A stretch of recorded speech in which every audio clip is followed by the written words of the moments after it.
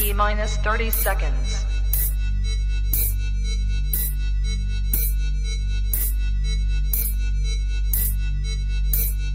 T minus 20 seconds.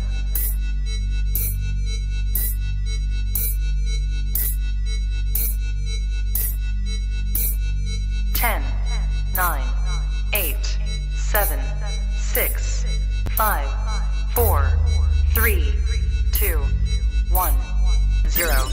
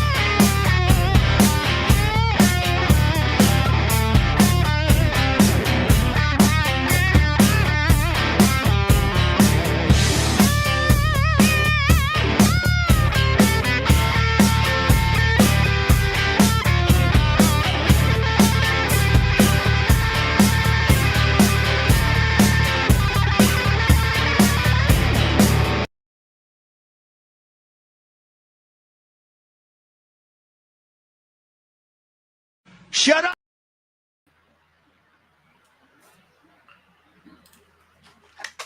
Hey. Whoops. You know you have access to the stuff as well. Indeed. I was pretending to be asleep. So that would not have worked quite as well. Now would it? Yeah. No. Off cast. Hello. No, we had quite the adventure yesterday. Hello. I got stunned again in a douche saying, unfortunately, due to circumstances beyond my control, I am here. Keely Chow in the chat. Showing us some beefy love. Yes. I'm here to tell jokes and say racial slurs, and I'm all out of jokes. Yeah, we get that one. Yeah. Oh, man, we got a funny one regarding the pit bulls of the human community. Hoff knows what I'm talking about. I think the rookie, the critic, does as well. Yep, dog people. Yeah, it's quite a day. It's hanging out with Hoff, and we're having a good stream, which I'll repost on Twitter later, probably tomorrow, so it's fresher to see. Maybe get some viewership. Good conversation. Most of the chat was against me, which I'm fine with. It's fun. And, Good. and then I'm just chatting with Rookie, and I happen to look over in the parking lot. I'm like, where's my car? Dude, where's my car? Bro, where's my car, man? Yeah, so Hoff, I guess, had to pull a multi-dayer going to work after helping me recover my car from getting towed. So that was fun. When you told me that they're towing your car, I thought that you meant they were in the process of doing that when you were on the phone with me. And then you're like, no, they weren't. And then I was just imagining that they left like a sticky note where your car was or something. I was like, hey, you can pick it up at this location or whatever. Here it is. I don't know why. My car. Oh, okay. They left a sticky note. It's all right. Because in my head, I was just like, well, if they tow your car away, how are you supposed to know where it goes? Oh, they leave behind a note, of course. On what? Duh. Yeah, it was. That was awful, man. I was like, I'm gonna crash the couch till Hoff goes to work, and then head back home, clean up, do some stuff. And it's like, I gotta figure out my car. No, man, this is. Oh, yikes! It's one thing to have your car towed because you called them for a wreck or defect or something, like I did a year ago, beginning of the year, blew my engine because of a factory issue. That was awesome though, because I getting money back from Kia for the rental, but that was its own hassle. I'm like, fuck, I do 2 on 2 off, and now I'm doing 5 days a week, and I gotta call off how many days figuring out like a car, and oh man, it was scary. Worked out though. But you lived, you survived, you're alive now. Now you can stream the important stuff.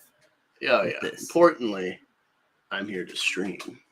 Yeah. Sorry about last week, people, but I'm glad to see you here in the chat. Leave the love, leave likes. The thumbnail, I'll be showing you the video.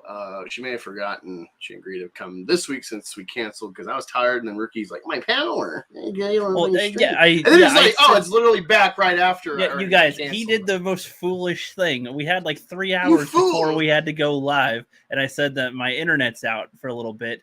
And within 40 minutes, he cancels the stream. And then like 10 minutes after that, I'm like, my power's back. And he was just like, oh, I canceled it. I was like, dude, why'd you cancel it? It wasn't even an hour yet. What the heck? Yeah, smoke detector Americans. No, that is not the pit bulls of America, surprisingly. But we'll get to that shortly. Yeah, first, should we have our drink? Oh, yeah, that's why I had that little stall that Ricky didn't cover me on. What do you mean didn't cover you on? Of course I did. Of course I did. I was pretending to be asleep. All right, it's that time to get your beverages ready. Mm-hmm. It is time for the horn of ceremony. We raise our horns to christen this stream.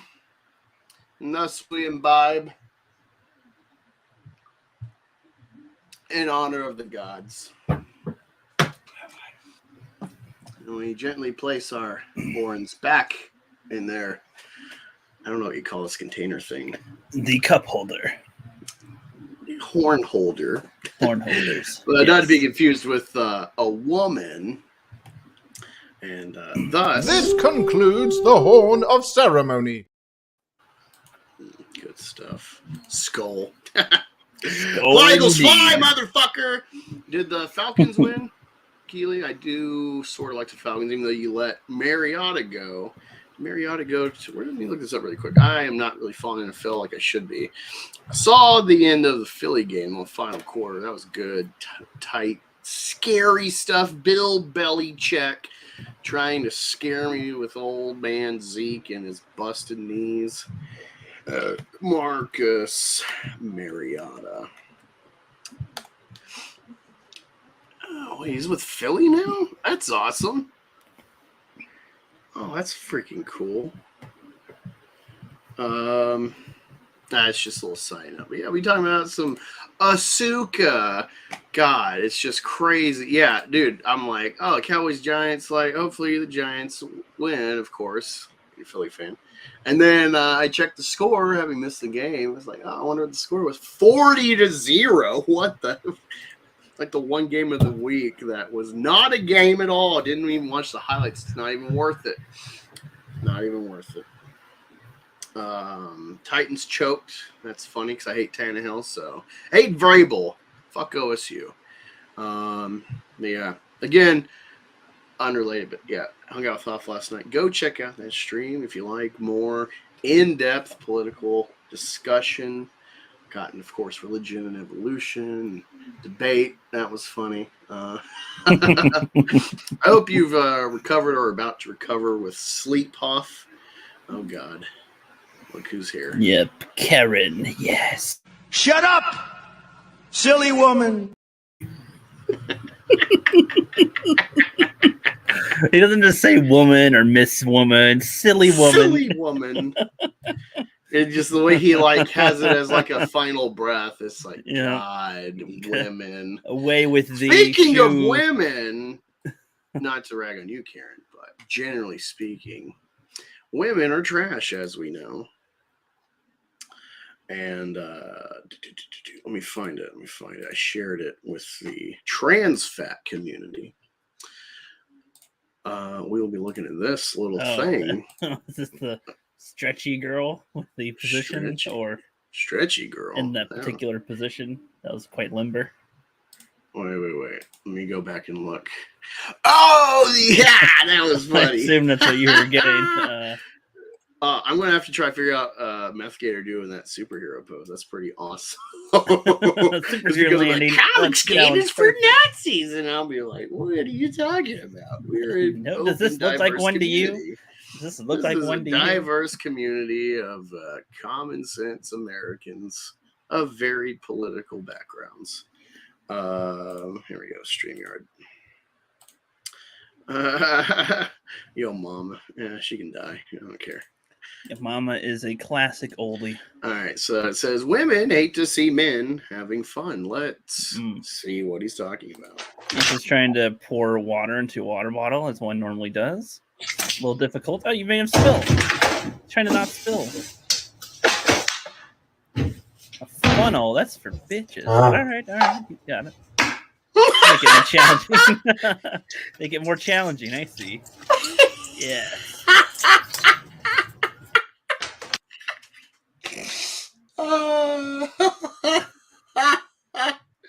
See, I know that's like they planned that out, but I'm imagining that actually happened too. Like, I could see that being a thing.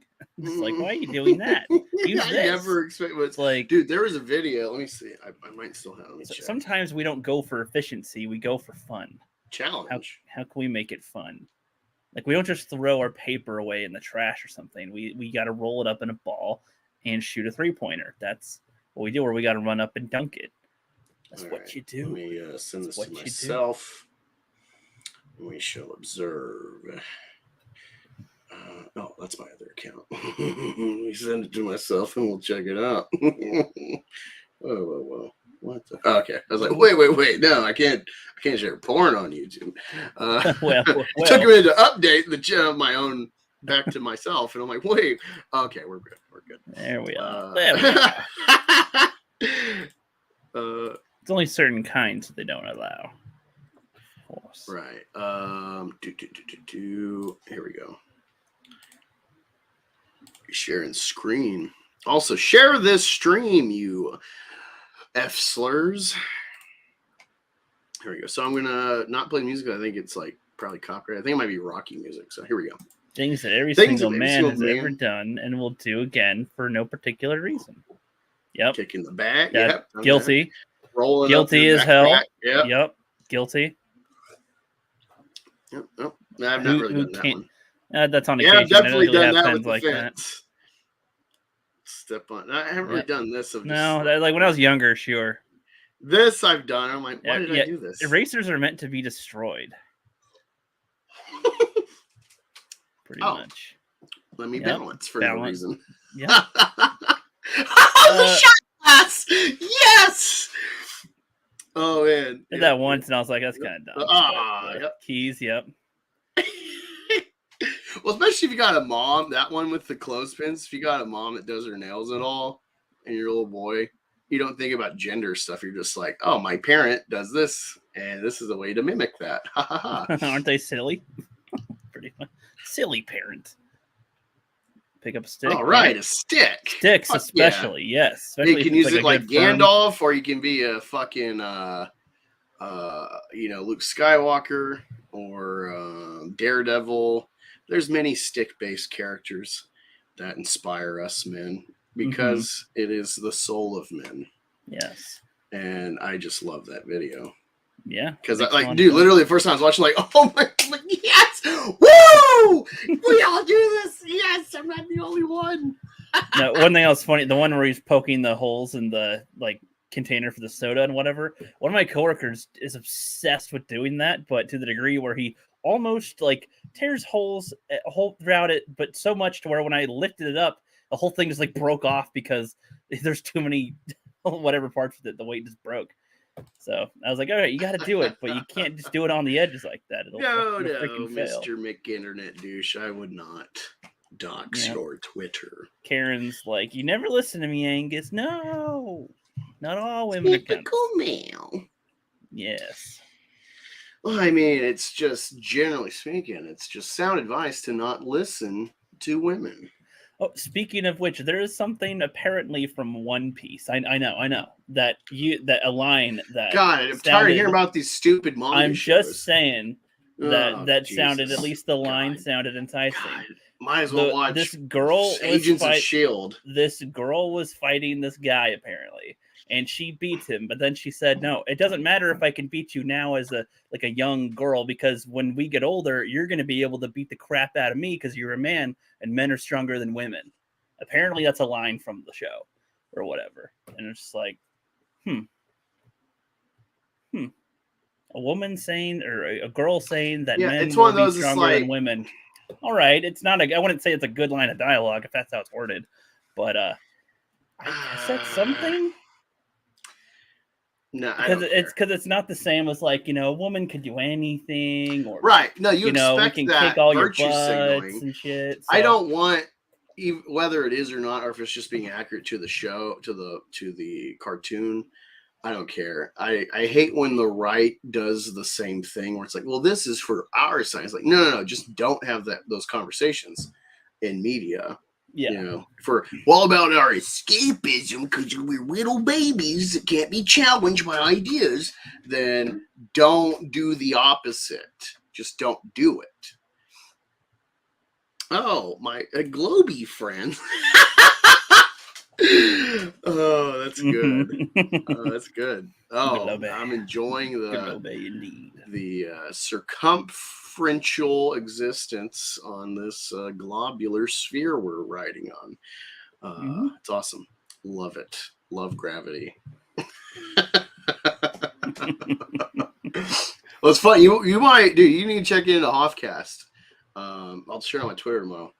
I was on a stream with him, and he is a flat earther as well, major conspiracy theorist about everything. And it's fun. Sometimes it's like, I think he's just being devil's advocate, and other times it's like legit. I'm too, like, when I get in these like science discussions that I'm interested in, I zone in, and I don't have like a sense of humor. If I can't pick up on sarcasm easily. Love being sarcastic, but I'm like, it's a one-way function. I suck at the uptake. I'm on. That happens when we talk. Sometimes or it'll be back and forth, and then we get into something, and then we're trying to figure it out. And then it's like, wait, okay, figure out whether or not literally, and you gave it somewhat not so literally.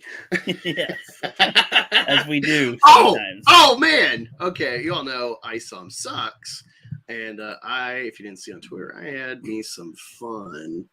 It's cough. It took me a couple hours to actually, because I was back and forth talking with them, so I was distracted. But man, it tickled me making this because it's just like I'm waiting to see if it gets seen more what people mistakenly take it as me calling him a Nazi. She's like, no, it's like my struggle. Let me find it. I see. But like sometimes you make a meme, it's completely heartfelt and fun, and that's what this is. And it was just a good old time. It felt like just divine inspiration of creativity. Wait, did I? Oh, I'm like, wait, did I comment on that? Because I'm like, what is that post? Nope. All right, let me find it. Oh, man, I've tweeted a bit much lately. Yep, Oh, here we go. Okay, let me. There's the stream. My superpower is autism. Hello, godless heathen. You keep it going. That's you us. rascally. I think it's on Stony or to. Yep. Yeah. Share screen. So yeah, this was my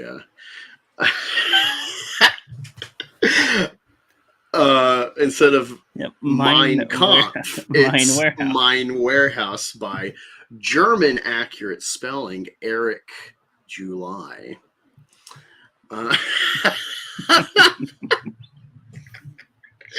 He's more proud of his fucking warehouse than his comic. It's like, it's weird. I said, y'all can have Yaira. This is what I'm excited for. I could, you know, you say it jokingly, but I could see there being a fun adventure around a warehouse. Like, you know, you got so much you can do there and have something exciting happen, and you make a story. If this shit still keeps going on, like, and the fun tortoise interferencing and the bunny in the chat and all these memes that they kind of help us generate, I hope it just keeps going eternal, because I'd love to make Methcare and then like just do a parody of this whole thing and make a warehouse based comic adventure. Like, you know, we're thinking of like he's got to try to assemble the biggest warehouse, like a warehouse Death Star, so he can take out the other warehouses or something. So well, it's funny. You see this comment, Eric July's arm hair says Eric Gentler about to genocide every bunny he sees. Because I never thought about that. I'm just like having fun with Mein Kampf means my struggle and playing with that idea. And then, you know, later down the line, people are like, they're calling him he's a black man. They're racisms, you know. See them being PCs about it. But yeah, it's like they were banning bunny emojis in the chat for his spoiler stream, which I watched part of it. It was very calculated. Let us be clear. It was calculated. Everything is calculated. You're also on the spectrum.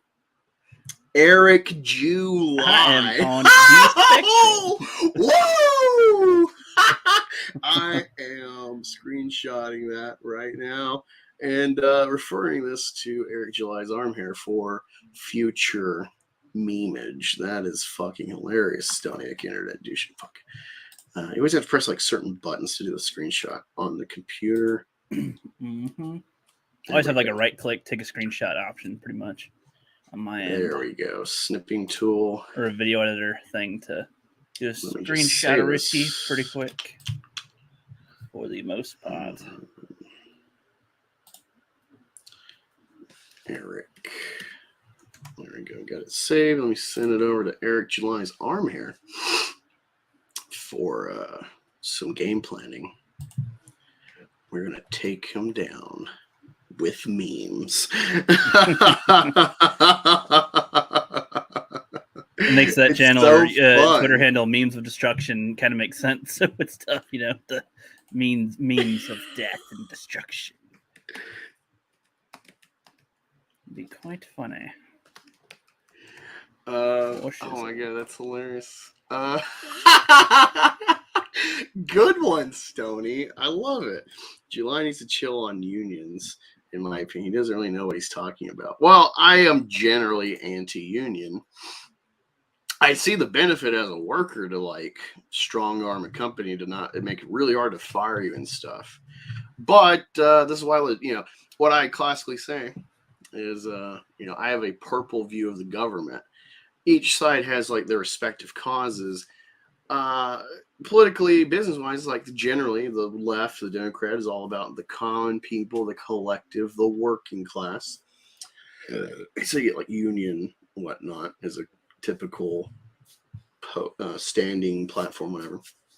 And the right is all about, well, let's protect the business owners because they are the money generators. If you give them breaks, it should trickle down, which like does make sense if you are kind of compelling them to stay in this country, contribute.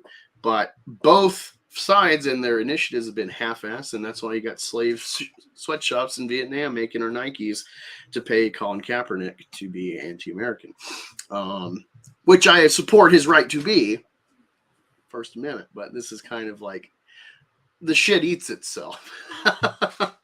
But yeah. Windows Shift S for quick snipping. Yeah. It's just like I usually hit Windows first on accident when I try to hit all three, and it's like, no, I don't want this pop-up. Get out of here. Fine with the idea of Venus, but they tend to become really corrupt. Yeah, it's just. Oh shit, that does work. Huh? I never clicked that before. Yeah, well, what do you know? If I have a, what do you know? Learn something new. I'm always Googling things. Like, how do I do this thing on this brand new computer? And I guess it's a Windows function on an Asus, but whatever. But yeah, first off, Submit Salad. I don't know if she remembered that she's supposed to be a guest tonight because we canceled last week. And hey, can we do next week because Rookie is an F slur? She's like, yeah, sure. Oh, boy. I'm like, hey, can we cancel Rookie? He likes 65. You were just looking for an out. That's all. Yeah. He likes 60. I did. I was tired. And stressed out. I was still raring to go and give it a shot. We still had. Well, I wish you would have said like, let's do it. Don't cancel it. We can delay before we can. It's like I said that my internet's out at the moment, and I said I'll let you know when it's back. So it's like, that could be a few minutes, could be an hour. You should do a Doja Cat rabbit, Stoney. You should do like paint the town red. Apparently, there was a car crash when that happened. There's like a car crash like down, like not right by my work, but like somewhere a little bit more down the road that knocked out power to like this whole side of the area, like over like 100 houses or something. Just got power out. It's like, oh shit. But then it was back on and good. Angus laughing at people's demise. Oh yeah, dude. There's a video I saw. There's a funny one I saw. A TikTok. I don't know the circumstance, but like a truck has like a car that ran under its trailer. Well, yeah, I saw that. Yeah, and the woman is being filmed by someone in the car, and then she's like waving while she's stuck. So you don't know if this will break free and you run under the tires of the back of the trailer. That like Fast and Furious 2? They have a scene like that. I would assume that she's trying to get them to get the attention of the truck driver. If he somehow, I'm wondering if the truck driver is aware that there's a car under his truck, like, or if he's just like, I don't know, I'm just doing fine. Oop, that's a weird speed bump. And then just going along. This. See, all right. First, we're going to slowly turn Ryan anti-July, anti-Eric Juneteenth, and then only then, once we break the spell of the Juneteenth aura, can we convince him of the globular planet. Right. We will see. I'd want to do longer projects. I currently can't. That being said, I have some very current stuff in the pipeline. Awesome. I look forward to it. Just don't stuff. Do you care if I refer the Rookie, the critic, to? He won't share any of your stuff. He's a nice boy on Twitter, but he will look at things. Just don't shove things too much up the pipeline. Make sure there's some room for passage safely, of course. Oh yeah. Okay. So the guest. Mint Salad. She's supposed to be the guest. We'll figure out something in the future, I assume. She had like 10 million plus views on this. She had like a snippet of her review, I guess, of Mando. So we're gonna watch them. This was a day. This was a day or two after we were supposed to stream, so it's like Which is totally crazy. unrelated. Totally unrelated. It's like,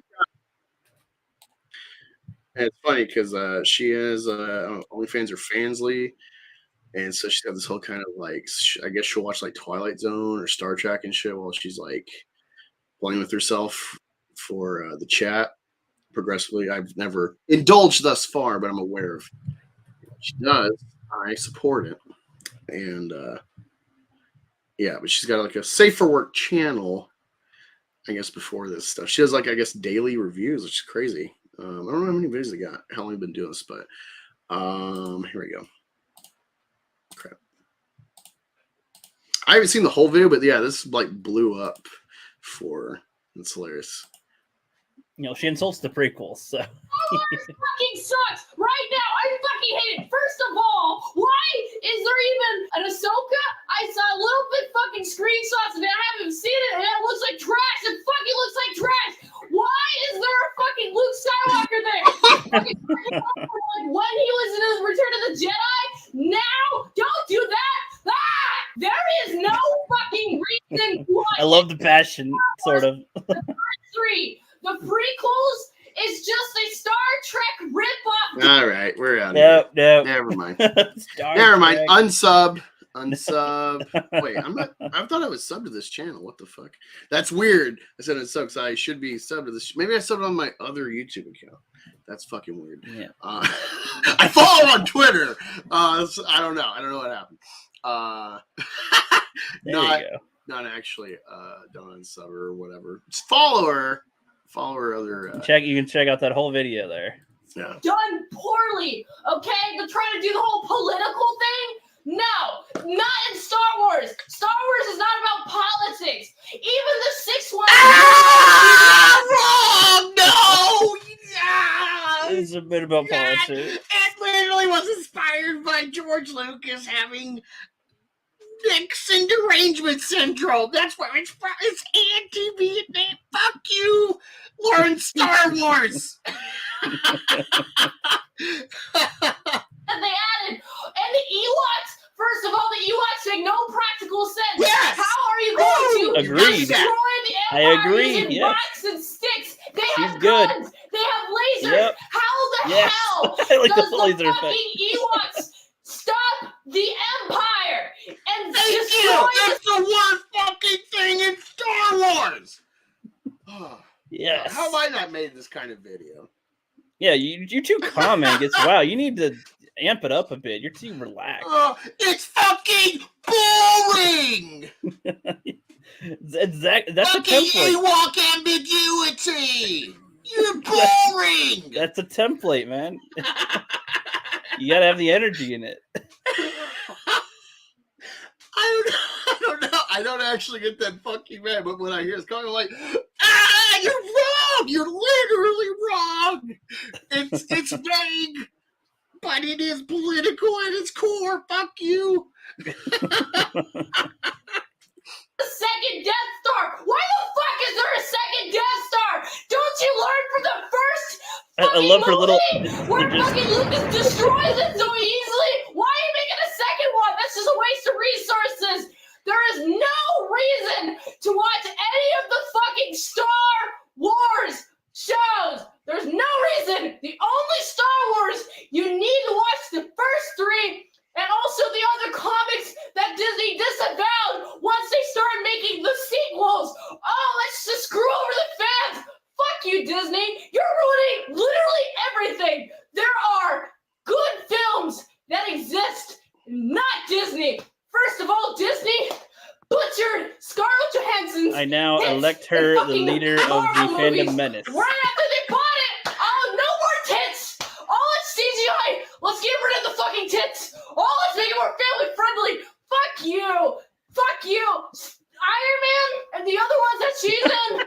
Oh, yeah, those are good because of all the jiggle tits. Now there's none of that. Black Widow's not even good at Jiggle all. tits. The way she said black, I was like, oh, and fucking black people. I was like, Jiggle tits, dude. She is now. I vote her to be the leader of the fandom menace. Whatever's left of that now. It's funny because she does like thumbnails for Vito and Dick, and she's done the I saw fan art of blowing Vito. Oh, that's her. Okay, wow. Yeah. I thought some of the thumbnails were like AI, but like she's done some of the art, like the recent Dick show, where That's they're crazy. like, he's like memeing himself as the soy jacks pointing, Crazy. and yeah. Terrible placement, first of all. I fucking hate Marvel, okay?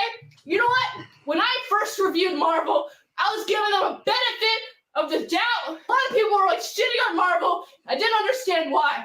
Now, after watching a shit ton of classical films, black and white films, the good ones that people actually give a shit about. This are gives really credence good. to your point, Angus, about like the Joker and stuff, like watching older films so that you understand newer films and if they're good or not. Really, it all matters. It's all a collective knowledge. You can't just like, I watched this thing, so I understand film. Like, no, there's so many shades we don't know. Well, and there is like, I was on the Physical Media Show. I'm the new co-host on there, and I was showing a film. I was showing a film called Haunter, and I'm talking about it, and they have not seen it.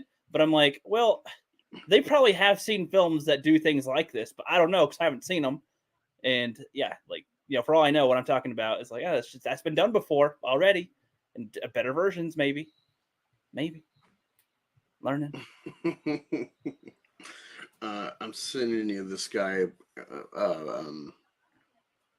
Stony. You're right in front of me. I'm seeing this guy because Eric July's arm hair loved your fucking idea. He's like, how did I miss that one?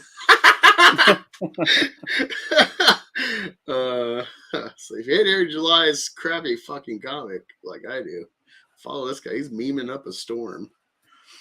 Indeed. All right, continue hitting play. There we go. I look at fucking modern movies now, and they're all trash. They're all green screen. There's no fucking blocking. Oh, let's just CGI some characters. Oh yeah, no emotional memorability at all. Okay, I don't have any fucking emotional connection to these characters because they're all trash. They're all just written to be fucking bland as shit. There are better movies out there. I gotta drink water because I yelled so much my throat hurts. Look, I just want everyone to stop talking to me about the new Star Wars. I don't care. Stop watching new Star Wars. This is all a cash grab by Disney to take your money and to put in minimal effort, which, by the way, there are movies that exist that put in all the effort, and Disney's putting none of the effort, and they have all the money. They have no excuse. They have no excuse to be putting in so little effort. Well, if you like this video, share it with literally everyone you know. Like, comment, subscribe. I'll see you later. My sour croutons and bacon bits, and remember, stop watching Star Wars. Yeah. Oh God, black people, stop watching black people. Let's get that up. I'm sorry, people. I'm sorry. Sorry you had to see that. Man, I don't know if I can ever have that level of energy into a video. That's impressive. That's impressive. I think the Fandom Menace would have done as a better movement if she was around for TLJ and stuff, like doing that rant then or something. Just all right, boom, sorry, time to replay right there. In its entirety. God, that was annoying. Her little edits are so adorable. It's just like, a Death Star on her head, and then again, and then little explosions, and then little laser shooting. Now it's just like, it's simple. So I love tiny, it. Simple, like little PNGs. Like that's funny. That's good. But speaking of which, let me see. I think I bookmarked it.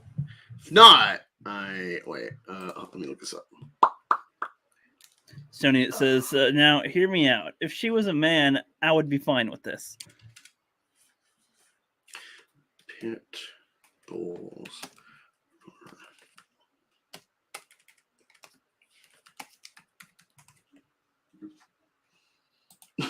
You're gonna love this. It's like, dude, do you not see? You're just giving us more ammo. I haven't read this article, so I'm going to be experiencing this with you. But get ready for this tasty jam. This is from tabletmag.com. And it says, the Jews of the canine world. Pit bulls have been unfairly stereotyped as genetically dangerous monsters. Sound familiar? The Jews have been stereotyped. Wow, this as is like monsters. 7 years. Well, you know, it. I know, it's just funny because, like, when you say it though, I imagine like the Family Guy store owner guy is like that Jew or something like some guy named Feingold, and he's just like, yeah, I got a penny or something. Like that would be terrible. Okay, call this stereotyping Jews is terrible. I've always loved dogs that look like pit bulls, wide and smiling faces, goofy expressions, broad chests, sturdy bodies. I'm assuming this is a white woman. The amount of detail she's adding to the dog's body. Why she loves these pit bulls. Enthusiastic tails. She loves every inch of those puppies. I grew up not knowing about dog fighting or about this breed's vicious reputation. My terror was reserved for German shepherds. My equally frightened little brother tremulously called them sheffers, with their pointy, mean faces and loud barks. There was some territorial ones in the yards in my Providence, Rhode Island neighborhood. But after moving to New York, I came to understand that pit bulls are hated. I read like she's going to say why they are hated. My little East Village copy shop, where we got Josie's bat mitzvah invitation. Oh, wow. Bat mitzvah. Got him. Has a big, short-coated, wide-chested, flat-faced dog behind the counter. His name is Curtis. He comes when you call and accepts head pats with dignity. But when I asked the owner, Santo, what kind of dog Curtis was, he hesitated. He's a mix. Terrier, other things. Pit bull. He clearly was reluctant to say those two words. He thought I'd recoil. You know what people say about pit bulls? Violence is in their genes. They have double rows of teeth. Their jaws are unhinged like a snake's. Their jaws lock after they bite. They don't feel pain the way other dogs do. U.S. News and World Report called them the most dangerous dog in America, able to chomp through chain link fences. The Guardian called pit bulls dogs of war who can bite through concrete. Time called them time bombs on legs, and started a story on them with a quote from the Hounds of the Baskervilles. Fire bursts from its open mouth. Its eyes glow with a smoldering glaze. Its muzzle and hackles and dewlap were outlined in flickering What pitch flame. for a film is this? Never in the delirious dream of a disordered brain could anything more savage, more appalling, more hellish be conceived than the dark form and savage face, parentheses, of a Jew. A friend had her family dog genetically tested. And she discovered it had some pit bull in it. She gave it away. Her kid sobbed. But if the dog was just lost, what if the dog just lost it one day? That's what pit bulls do, right? None of this, of course, is true. Brown Dickey's fascinating new book, Pit Bull, The Battle Over an American Icon, charts the evolution of pit bull stereotyping. Begins from a quote from Andre Gide. There are very few monsters who warrant the fear we have of them. In the late 19th centuries, pit bulls were considered the family-friendliest dogs. Dogs that looked like them served in the Battle of Gettysburg and in Normandy. One accompanied Laura Ingalls Wilder's family in their covered wagon journey across the prairie. Helen Keller owned and adored one. Another, named Votes, accompanied suffragist Virginia Watrous on the campaign trail in 1915. Still another starred in his Master's Voice campaign for RCA, and another one in our Gang Kitty comedy, blah, blah, blah. You know what these stereotypes and assumptions, the notion that genetic heritage will out reminds me of? Yep, the historic belief about Jewish phrenology and physiognomy. The idea that we have horns, the notion we were genetically driven to be shifty, money-grubbing, and purdy. You said it. There is grounded in truth the stereotypes about pit bulls, the Jews of the canine world.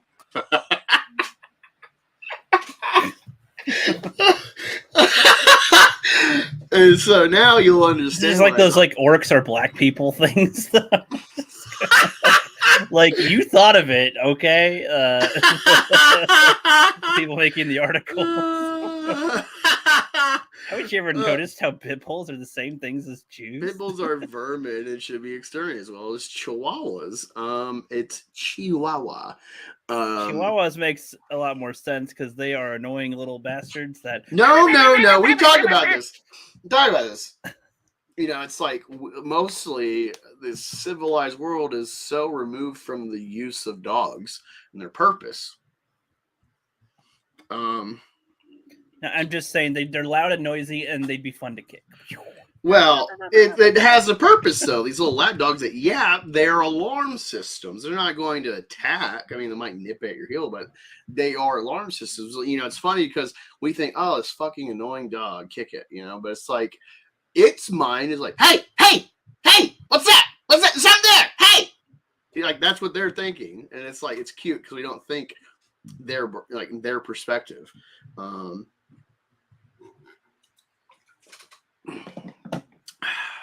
Sorry, I had to imbibe from the horn of ceremony. Don says, hell the chat. I'm laughing at Angus laughing. Okay. Wink.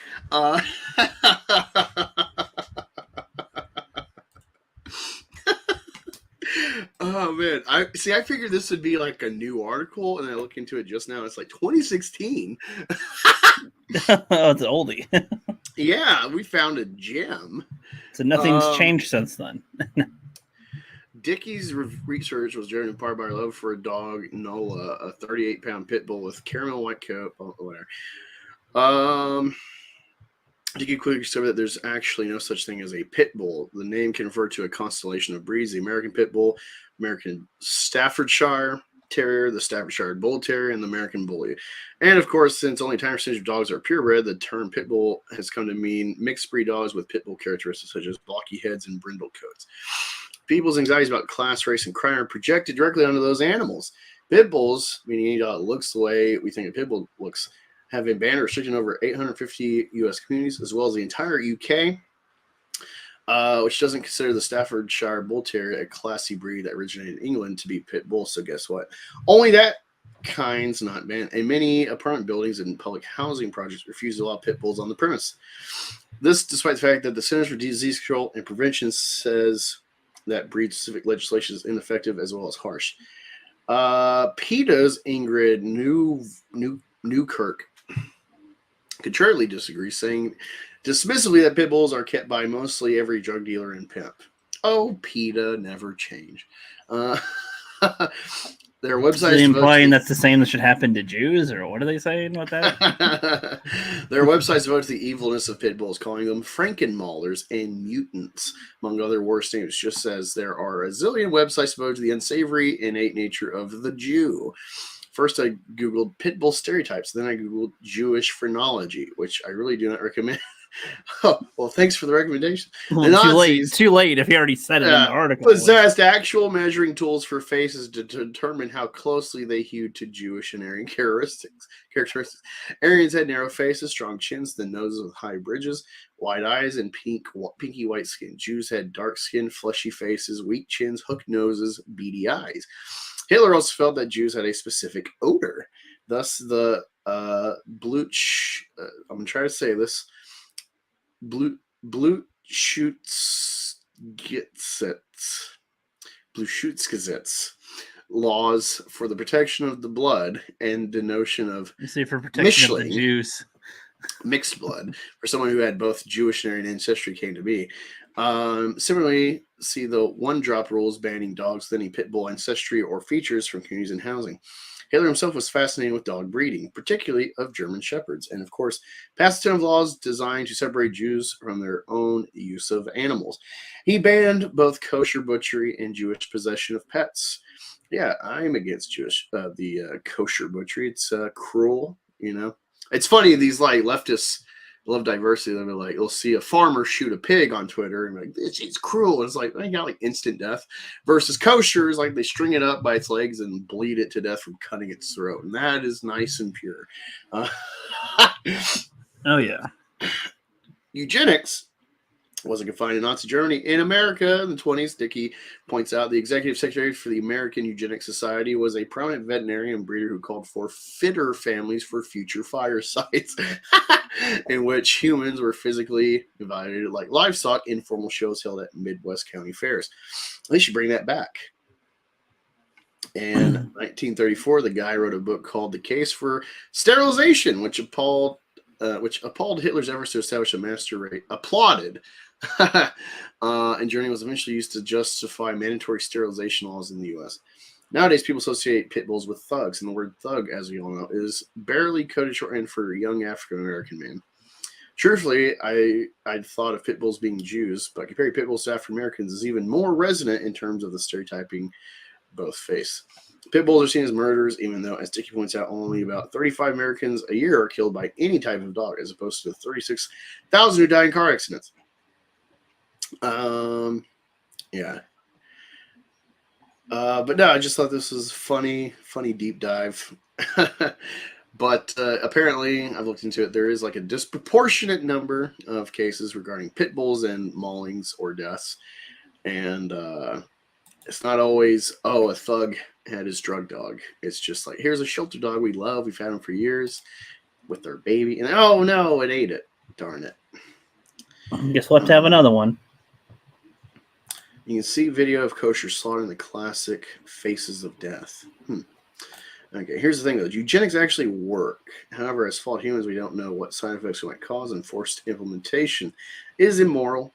I don't know about that. I mean, women do it every day. Eugenics are just a thing. Unfortunately, where it was popularized has thus ruined the name. And so we're like, oh, can't do that. Like Star Wars. It's funny because if you watch Mando Season 3, there's this whole plot element with the first season cloning doctor. He comes back in the plot, and he's being essentially reconditioned, re-educated by the Republic. And he's like, well, like, I want to continue my work. I'm like, oh, that was Empire stuff. We're not going to do that. And it's like, well, we could do so much. We could clone body parts and cure illnesses. But we're like, well, the Empire did it, so it's bad. And yeah, apparently. Like, that reasoning, and I think they're trying to pad for the sequels to try to justify the kind of politics of why things just completely reinvented themselves as they were before. I like that attempt at like the hubris of the New Republic. Again, this is like the value I find in Star Wars that I don't think Hoff gets. It's like, it's not just like I like this fiction. It's like this fiction says so much. If you watch the replay, Hoff, we'll probably talk about it on a stream in the future. But there's so much of the Bible I've talked about with Rookie because of talking about Star Wars to explain like a concept that has like deeper meanings. So there you go. But there was a funny video, speaking of fairs and stuff. Let me see if I saved it. Yeah. Here we go. Let me blow it. Crap.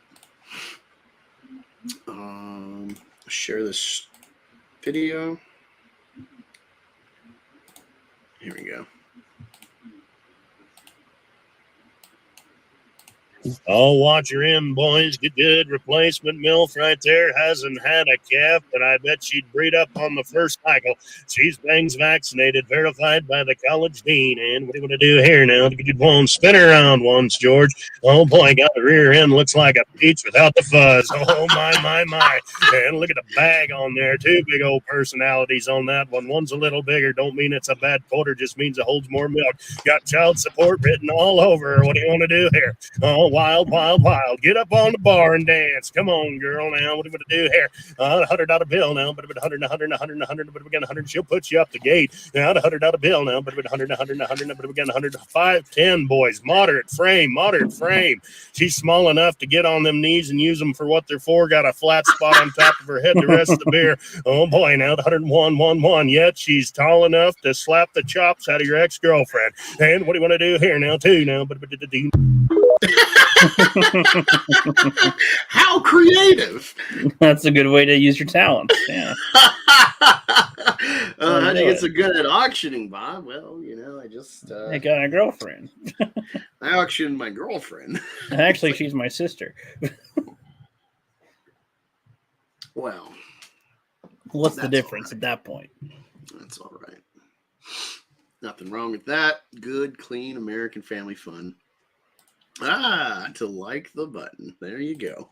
Thank you, Ryan. Let me see what else was saved. Soon else. Oh, this was good.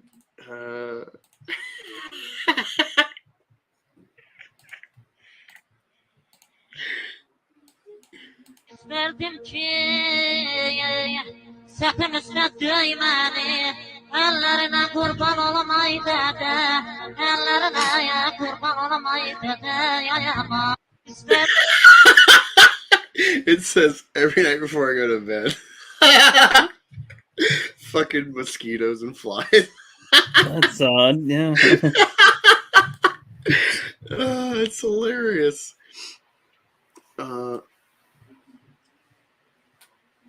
Oh, that was good. Yeah. Any of y'all seen Oppenheimer? Here's a good Oppenheimer. Let's see. Dr. Oppenheimer, using the letter A will work. Incorrect. The reaction would be too weak. What exactly are you suggesting? We must use ER.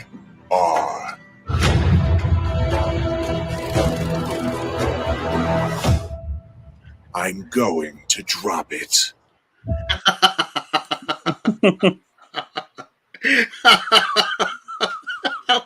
How fucking creative. Excellent. You have children. Have you been to the park and witnessed swans or geese? So I need your commentary about this quick video.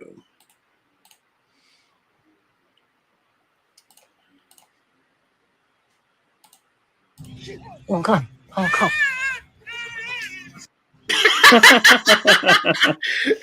So, Child kick. Here is a man. He's being attacked by a swan or a goose. Picks up his child. It's kind of like, yeah, what the fuck is going on? And then, okay, you asked for it. You asked for it, buddy. My child has a power level of 7,000. No, he doesn't leave the kid to kick it. He is like literally using the kid as a weapon. My child's power level is almost 9,000. He landed a direct hit on its head, too, with his child. The goose is probably like, Jesus Christ, is this child against me? He turned them against me. That'd be funny. It's like we're thinking these things are trying to attack us, and it's like, actually, they're all Mormon. They're just trying to give the kid a kiss, but the parents keep on pulling him away. Trying to kick him in the head. That. Oh, okay. Wait. Okay. Let's see what we got here. Oh, this is good. All right. So the premise of this is my neighbor's dogs at 4 a.m.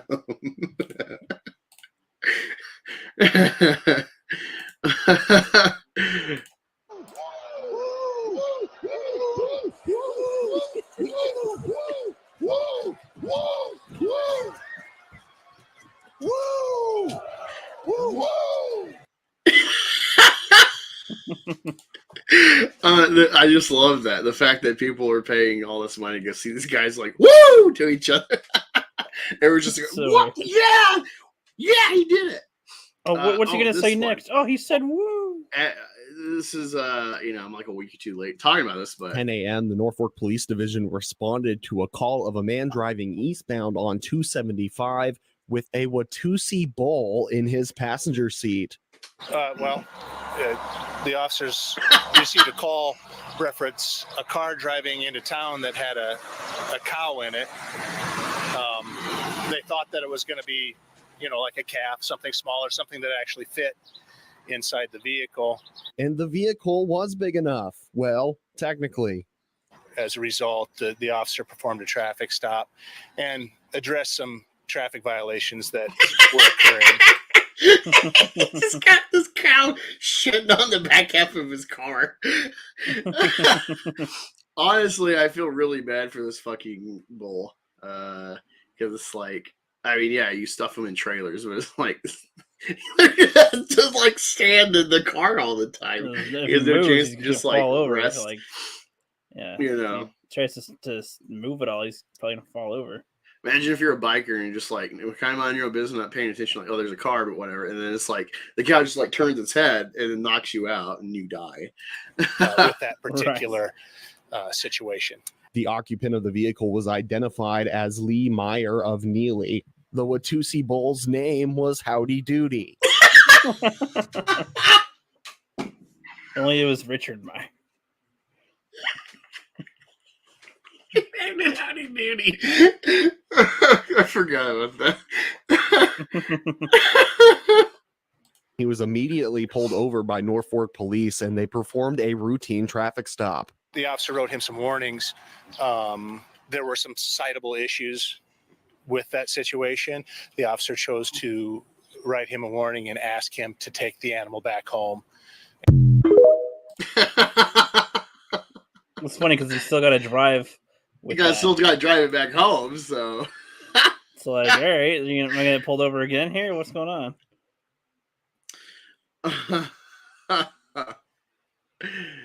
Oh, wow. I guess that's all I saved in this file. Let me see my other bookmarks. Oh, wow. Yeah, that one's crazy. Oh, right. Okay. Let's look at this tasty clip. Ryan, if you're still in the chat, you're going to love this. It's comics related. You might have seen it spreading around Twitter in our spheres. Let me share.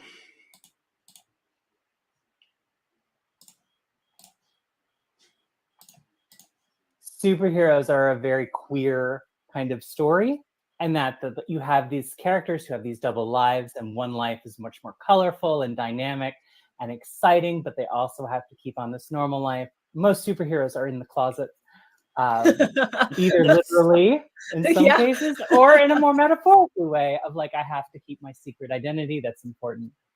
And so it's very... I feel like there's a lot to unpack with that. Yeah, I guess so. I mean, that's one way to put it, but I feel like it's putting it No. part, but reflecting on the queer community, it's like, oh, I'm normal, and then I have to like closet this fake identity. Oh, right. You're kind of like, well, you said it. It wasn't me. Very relatable stuff to a queer reader. Very relatable stuff to a trans reader. Bodies are frequently mutable in superhero comics, which is something I love. So like all of this stuff was already in there when I read them, whether it was intended or not. So to tell a story where all of this stuff is not just subtext, but literally what's going on. Superheroes are... That is, this is right in our American mythology now. Naturally, yeah, it's right there. Beautiful stuff. Touching. Excellent points. Not the B. So the real news part of the Babylon Bee has an article that says 55% of female voters aged 18 to 34 say it is a turnoff if a guy listens to Joe Rogan. Okay, it's an oddly specific thing to have there. But again, here's one. Here's a good video. It's like, dude, women just, why do we need them? Wait, what laws say you can't drive with your cow? It's a free country. Well, they probably got some ticky-tack pit bull. He'd have his seatbelt on. They got some ticky-tack pit bull kind of legislation being pushed on the average American. I think he didn't have his seatbelt on properly. That's probably it. Yeah. No, honestly, if he like wrecked, it's like, well, if you have a trailer, it's like, even if these cows die, it's like they're not extra material. Imagine being like a citizen on the side of the road and there's a car crash. Would have been fine there, but this fucking cow launches out from a car and impales you with its horn or something. Damn. Yeah. It lands on top of you like Gimli. Wait, so I don't understand what you're saying. So you didn't like many superhero books, many superhero books, just X-Men because the artists, huh? So you're agreeing with the writer of Hot Girl, the trans thing, queer person, whatever. Like for me, I'm kind of. I guess I'm kind of liberal about this, where I'm like, I really don't care. I welcome, thoughtful perspective from a writer. It's like, me being mixed, I'm just like, I'm literally half black. I'm a registered Cherokee as well. So I'm a POC. I've lived just, I guess, white, and it's like people know most people think I'm Mexican, past me. So it's like I've always had people think of me as a minority in this country, and I've never, and I'm from a small like white Trump state, a small town. Never felt like, oh, I'm being discriminated because of that. Never felt it, and it's from like a region of the country you'd expect it. Anecdotally, from kind of just stereotypical perceptions of parts of the country. It's never been a thing. So it's like when I hear black people talk about it, especially when they're from like black areas, it's like, what are you talking about? It's not a thing. Angus, you're black because you like fat women. In almost all other ways, you are white. And that will be tolerated. That is okay. Lots of comics are gay. I am in Batman has a ward. Oh, you think it was like a secret? I've seen this, like some people have said that like Bugs Bunny, some of the jokes were like discreet like gay jokes for like gay clubs or something. Like I've read something about like What's Up Doc was like a kind of like code for like the gays going to like their special clubs or whatever in like 50s, 60s, whatever. Even if that's the case, like that shit's still just funny.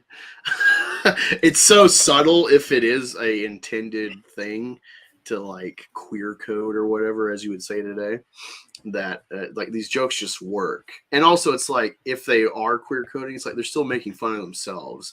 They had a sense of humor if all these cartoonists were like secret gays in hiding because of societal norms. No, you misunderstand. It's grooming. Yeah, honestly, we're in this weird state where the retards on my side would say, if like this stuff came out today, like, oh, they're grooming. Oh man, Bugs Bunny's a groomer cartoon. Like, oh yeah, can we just have jokes? Like, how's that worked out so far? Probably hasn't. Yeah, but no, the queer coding thing. Like, I'm actually fine with you're from an obscure minority. Let me bring that perspective to a character that arguably has this window available to him for storytelling.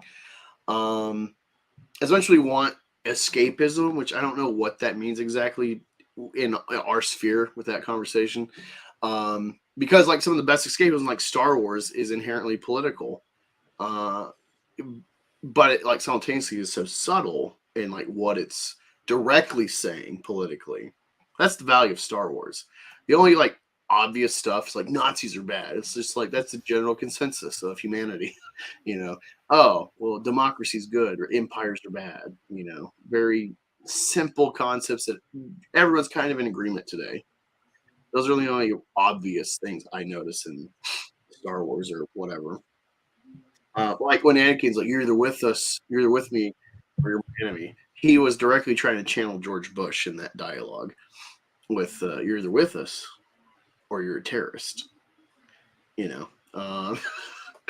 Only a Sith deals in absolutes. Like that was him trying to like correlate Darth Vader a tyrannical, genocidal maniac is George Bush.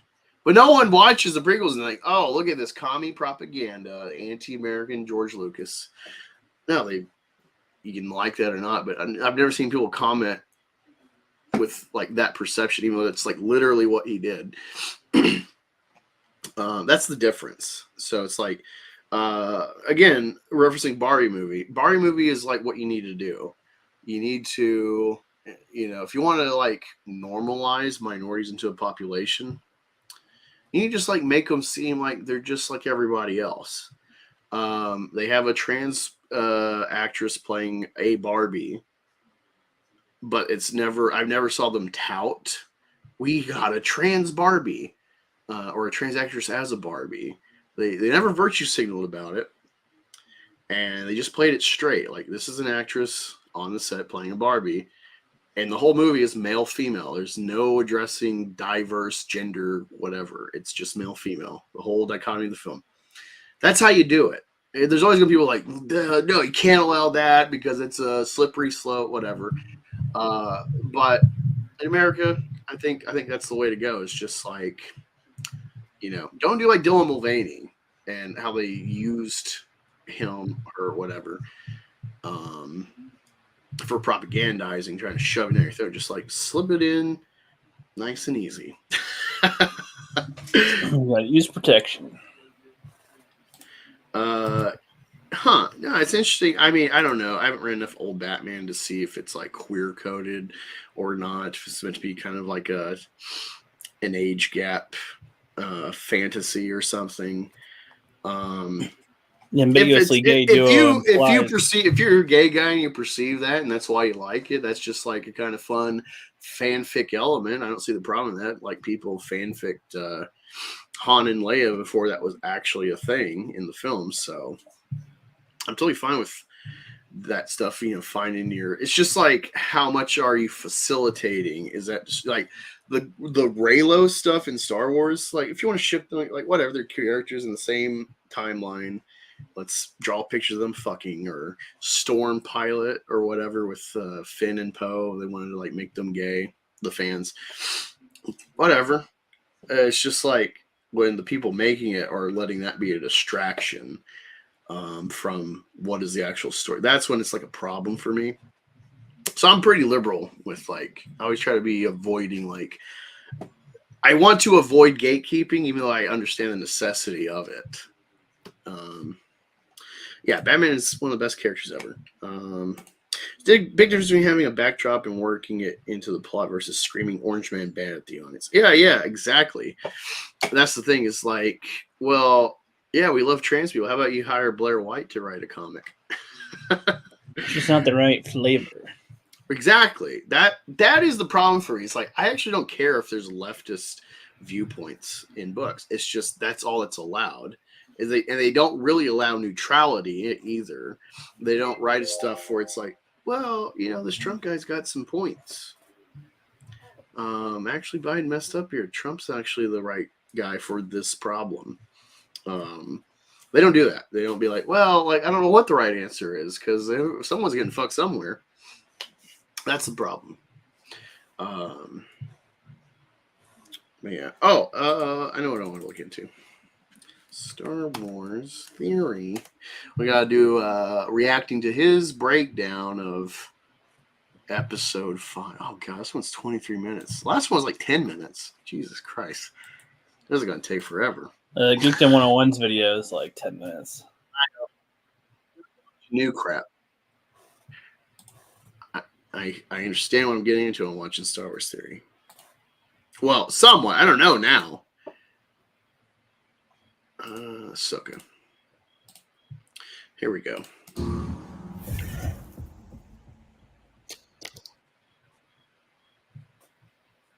Welcome to the best Star Wars that we have had since Disney. That's already incorrect. Oh no. Man. Yeah, we're EFAPing this. Oh no. Dear God, it's a train wreck. Right from the out of the gate. Poor little feller. Oh no. Okay. Dear God, what has happened to you, Star Wars theory? Unsubbed. You really gone off off the rails or whatever the phrases. People are like, you really lost me or whatever, you know, they're like, He I'm left the tires back at the ranch. and it's like, I am going to publicly denounce you and let you know I'm unsubbing because whatever. It's like, it is shocking. There's like definitely an element of I feel of like, are you kidding me? Woo! Yeah. I'm already triggered. This film from George Lucas back in 2012. To me, this was the epitome of what Star Wars is. Now, I have a bunch of key critiques. jangles. Oh no, that's like it's substanceless scenes and nothing Alright, so really wait, happening right? and Just flashing characters in now front you're of talking your about face. his commentary, just the show. It's like the film wise, like pictures. This is like good looking. This is like Last Jedi level, like good, crisp filming. You know, it feels real. This shot looks really good. If this was like a still and you're telling me like this is still of Harrison Dula from the Ahsoka show, like wow, awesome. I guess, but it's like don't know about like the actress herself, like facially, you know, she doesn't quite match like the cartoon. I think she's better than Ahsoka's actress. I think so. I can see more expression and inflections when she speaks. Right, it's more than like, Ahsoka. oh, okay, so like you know, she if I has see more this- personality than If her. I see this expression, I'm thinking like, oh no, like it's like I'm kind of curious what she's taking in. Is this going to make her joyous? Is she kind of sensing dread, dismay, Yeah, mystery? compared to Ahsoka, where she looks bored every fucking time. Like, yeah. So it's a good just image, but when you see the full context, it's like more or less these like kind of blank ambiguous expressions is almost the whole show for everyone, no matter the like highs or lows of circumstance and urgency. This is kind of the problem. The directors of the show have gotten good camera work, or well, at least good quality filming. Not great camera work, nothing dynamic, nothing that feels living, like we're you know, partaking of the world of Star Wars. But it's just the direction is so flat, the delivery is so I feel flat. like the editing is also awful. They have no idea when to cut or what to show when. It feels like a table everything. Like it really is just like first draft shit here for the most part from everything. Yeah, film wise, directing these actors, it feels like a first draft, or not first draft, but it feels like a table read. We're all just kind of like, okay, I'm this character. This is my turn to read a line, and then like the context may not be hitting you out of like, oh, the severity. You know, it's just you're like, all right, this is what we're going to do, and then you start working on costumes, and it's let's let it play a little bit, and then we can comment. Critiques about this episode. However, none of them are about the story and only about other things, which we'll get into. However, shout out to the 20,000 other people that were live in the watch party last night. We did a almost 10-hour stream with, a 2-hour break, and I had a really fantastic time. I think there were a lot of emotions that were shared during the stream, and everyone, for the most part, really enjoyed it. And I feel like a lot of people are really back in Star Wars now, which is great, especially after everything that happened over the last 10 years. I like the sentiment that people want to be back and whatnot, but it's like, oh, you're leaving? Oh, wait, hold on, we got some. You could jingle the keys, get them back real quick. Dude, the fact that they've ignored my fucking fandom of the prequels for this whole fucking time. And they're like, well, we'll give you a Clone Wars Season 7, whatever, shut up, And then now it's like Ahsoka, and they're really digging into this prequel stuff. And then Baby Yoda, too, with his flashbacks, digging into prequel stuff. Yeah, they realize, oh, shit. They realize, like, oh, wait. We could actually have money with. Group that grew up with this stuff coming out in theaters and loving it this whole time, we're the, like, mass and future buying power of Star Wars. It's not the original trilogy people. They're already content and phased out more or less, especially with the direction they've gone, destroying the legacy of all that. It's like, oh wait, we can dip into this era of Star Wars fan base because they're still fresh and in the workforce and maybe starting to have kids generally. And it's like so fucking low effort. What they're doing, at least with like Force Awakens, like Chewie, we're home. It's like, well, I don't even care about the original trilogy, and I'm like, damn, that's some powerful trailer work there. It's like, what is going to happen with this movie? I am interested. Good Those marketing. Good marketing. Those are main sure. characters, Yes. and then it's like, where's Luke Skywalker the whole Good time? marketing. Like, They had us. The trailer was the best part of Force Awakens. The trailer really hit every function it needed to, and exceeded again, because I'm not an original trilogy guy. They're good movies. They're not my Star Wars. Prequels are why I'm a deep Star Wars guy, and I've been ignored for 10 years, more or less, and now it's the level we're at with what they're giving us for that era. It's like, this is what's making Star Wars Theory fucking coom his pants. Like, are you kidding me? You know, it's like the Luke Skywalker Mando season 2. It's like, that was a powerful scene for the baggage of the sequel trilogy. It was a great way to kind of redeem, to some extent, it was probably the best way you're ever going to get an apology from Disney Star Wars for what they've done. And, I still see that as more of a scrap on the floor, I guess. But yeah, sure. Yeah, well, it's like they can't ever, they got to save face every way they can. They're never going to directly acknowledge. Unless they just change ownership in Lucasfilm, keep Kathleen Kennedy. Lucasfilm goes to Universal. And then, like, yeah, we know he messed up a lot, and we're going to try to fix that. There's a lot of weird investor mandates I couldn't avoid. Sony McIntroduction in the chat says, "All right, let's kill him."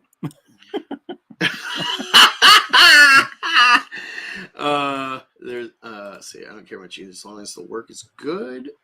2 of my 3 previous girlfriends were trans. Nice. Wait, dude, we're gonna have to talk more, Stoney. That is awesome. Never had the privilege of a tranny dame on my arm, but I do like them. I like the nice women of the cock, the WOCs. All right, let's kill him. You get her mixed up with Eva Mendes. That is understandable, especially as Ahsoka. But let's go on. Years. We have a ton to talk about today, so let's get right into it. Before we do, I want to let you guys know Hera and the X-Wing. Oh, fuck! Oh. Yeah, the ads. More ads. Scene as she reaches out to Carson Teva, who performs a sweep of the area to try and find Ahsoka. Jason Syndulla and Chopper wander around. Oh, so if you don't know, this is the Twi'lek child with the Jedi. And he has no Twi'lek features aside from his hair is kind of green. In the right light, he has green hair. Yes. Yeah, it's like, what? I think you think he'd at least have like green hands and feet or something, like a you little. Think you would a little like, bit of a male head Twi'leks thing, have like, ears, the women have cones. That's the general, way to tell the sex of a Twi'lek, and of course they got their strange skin variation colors, and they have their lecu, their tentacles. Even if you wouldn't get like a full-grown tentacle, you think there'd be at least like a little one in the back or something. Like like maybe you just give them one. It's like a Anakin's Padawan braid, something. That's like a little alien identifier. Like, well, that is a mixed child, and that just helps reinforce your POC or even pandering. Or when his emotions or something act up, his skin color changes to a Twi'lek color or whatever, right? Because you can have the human skin most of the time, and then right. It's Have like, it change or whatever. His skin kind of changes, and his mom's like, "Oh, are you having one of those private moments again, son? You want to be left alone, son." I get it. I get it. Look at my ass. It's great. I know. Right. It's like, yeah, she's walking in front of him, and then she sees the skin color change, and it's like, why is every time I look back at you, he is a male. Because his mom's got a nice ass, nice juicy. Starting to learn about women, he's like, oh no. Somebody showed me a picture, and I didn't know it was her, and now I know, and now it's oh no. Yeah, she's funny, kind of yummy. Those orange pants really accentuates her whiteness, if you know what I mean. The white booty, the woody, as it is called. Stony Mick says, my insiders say Kathleen Kennedy is a skin suit puppeted by George Lucas himself. Oh, who is he referencing? I could never guess. And for those who don't know, Jason Syndulla is the son of Hera and Jedi Kanan Yeah, Jarrus. we would never guess because he looks nothing like a fucking Twi'lek. Yeah. If you got people start watching this fucking Rebels show and then they watch this show and they're like, oh, that must be Ezra. He's got like the same fucking hair and look of him. I kind of thought he was for a second. I was like, is that Ezra Miller? Bridger. Bridger. Tomato, potato. Yeah. They're both awful. They're like, no, they're survived Order 66. Kanan trained Ezra Bridger. He also trained Sabine a little bit in lightsaber combat. And the master of... Right. So when I watched Rebels, again, it was passively somewhat because it's an awful kid show. Yeah, she has the Darksaber because she's Mandalorian, and it's a special thing of the Mandalore, whatever. I never watched it and picked up like, oh, she's Force sensitive because it's like Ezra's the Force star of the show, and so it's like, well, yeah, let's teach her how to do lightsaber because she has essentially a Mandalorian lightsaber. Not that she's Force sensitive, never fucking clear to me. That's a weapon of her culture, so why not learn how to wield it? Like that makes sense to. Yeah, it's like I had no inkling she's a Force sensitive magically, and it can help her with defense if she doesn't have the super. Wait! I hope he says the name. I hope he saes the name of this fucking Jedi. Kanan was Depa Billaba, who was... He did. He said Depa Billaba. 66. Kanan trained Ezra Bridger. He also trained Sabine a little bit in lightsaber combat. And the master of Kanan was Depa Billaba, who was the student of Mace Windu. As they see Hu Yang and just a thing to play here every now and then. Depa Billaba. It's just such a stupid name. Analyzing the helmet of Sabine that he found in the forest, he is sad because he told them to stay together, but they never did, remarking that they never listen. And this can kind of be said about the Jedi altogether, or anyone in the Clone Wars. They never really listened, and that's why a lot of things went wrong. Ahsoka and Anakin look at each other in the world between worlds. Now, I will say this is thing too. So it's like just like he casually just says, Ahsoka looks at Anakin in the world between worlds, like without setting up the. Remember when she fell into the ocean and then she's like randomly. Remember when they set up a cliffhanger that she might have died from the fight of Balon? Yeah, and I assume I have to look back at it. I have to look back at the fight, but like, did he like cause damage to her, or did she just kind of fall off? Like, she burned her hand trying to get the fucking. Well, yeah, orb. but then she's like cornered by the cliff or whatever, and then he knocks her off. But does he like knock her off with his saber and like damage her, or does he just like push her off, kind of like his blow hitting her saber pushed her off? Okay, because it's hard to tell these days because when Sabine and other people can, survive injuries so easily, Also, here's the problem. Maybe you don't understand. So, World Between Worlds is a stupid pocket dimension outside of time and space that they've opened up in Rebels in Star Wars that we get to because Ezra's got to like stop the Emperor from figuring out how to get into it and manipulating the timeline of Star Wars. So they try to say this isn't time travel.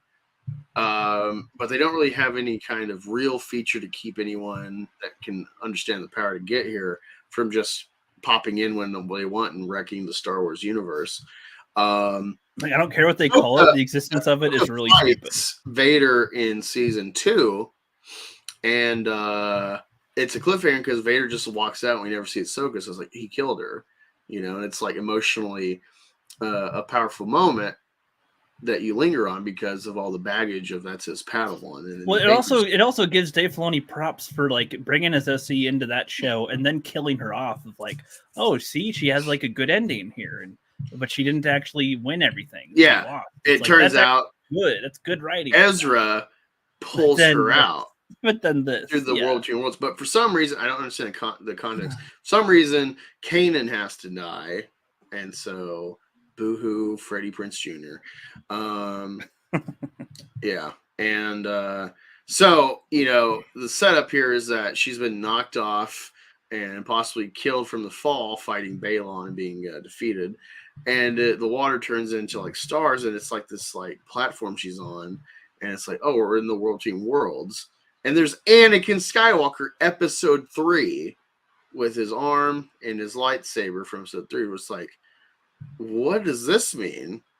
And then we see, and spoiler, all of this turns out to be essentially a fucking dream when she's like passed out in the ocean. And the whole point, I guess, is for her to kind of reconcile her being part of the legacy of Anakin Skywalker.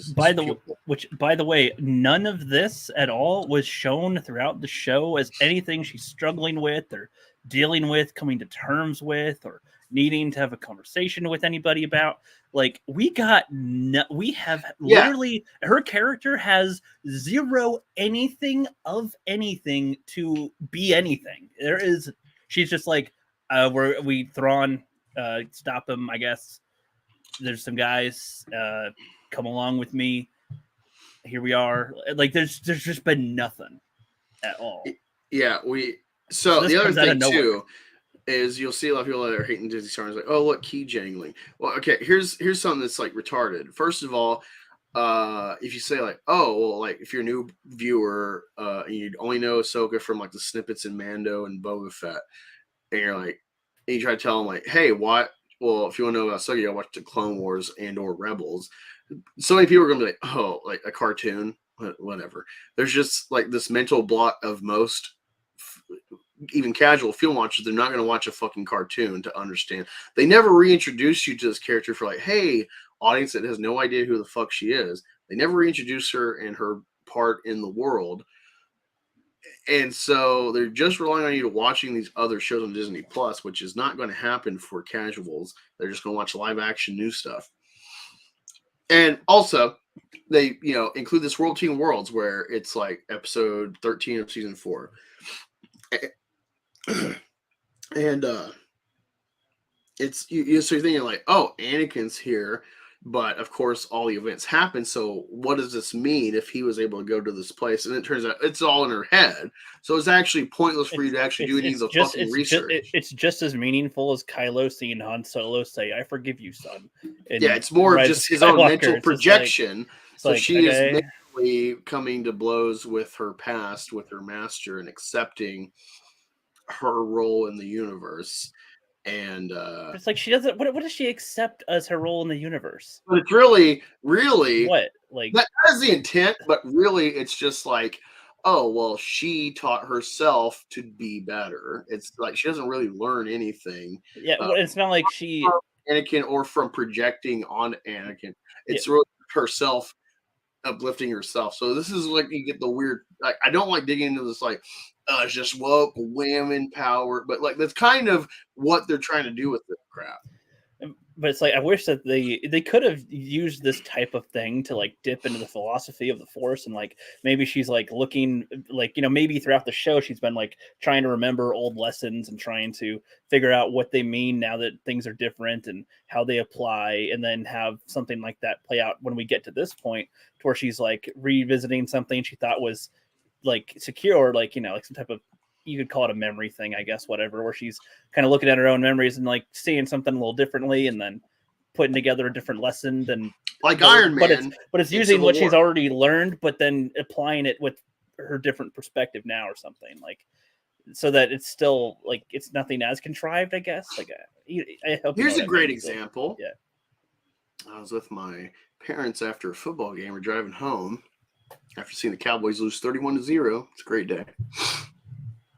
And for some reason, I already had this recollection and understood, but I was talking with the passenger and like, yeah, it's funny. Like, when I was a kid, I like crawled in bed because my mom lived in this like duplex. It was like one bedroom. And I crawled in bed like normal because I'm like, why am I on the couch? I woke up and I crawled in bed and I feel a hairy chest. And so in the dark, I'm thinking, oh, wow, it's my dad. Because, my parents are divorced. Like, oh, and I remember saying like, Daddy. And then I pass out. And then I wake up and I'm in a robe on the couch. And I'm like, what the hell? And there's some white guy giving directions to my mom. And it's like, in hindsight, I'm like, oh, that was like some hookup or her trying to like find me a stepdad or whatever, And by me stating this recollection with new understanding, she was like, Angus, because she doesn't want to remember the reality of she was a whore before she got my stepdad. Also love that she'd call you Angus. Well, I'm not I know, gonna but that's just what's funny. It's like, Black Angus reviews. How dare you? Black Angus reviews. Black You Angus. kidding me right now?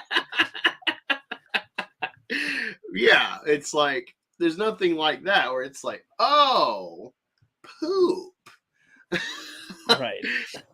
Anyway, let's see what our boy has. Definitely the world between worlds. We can see that, sure, there are no portals and gateways, but the world between worlds.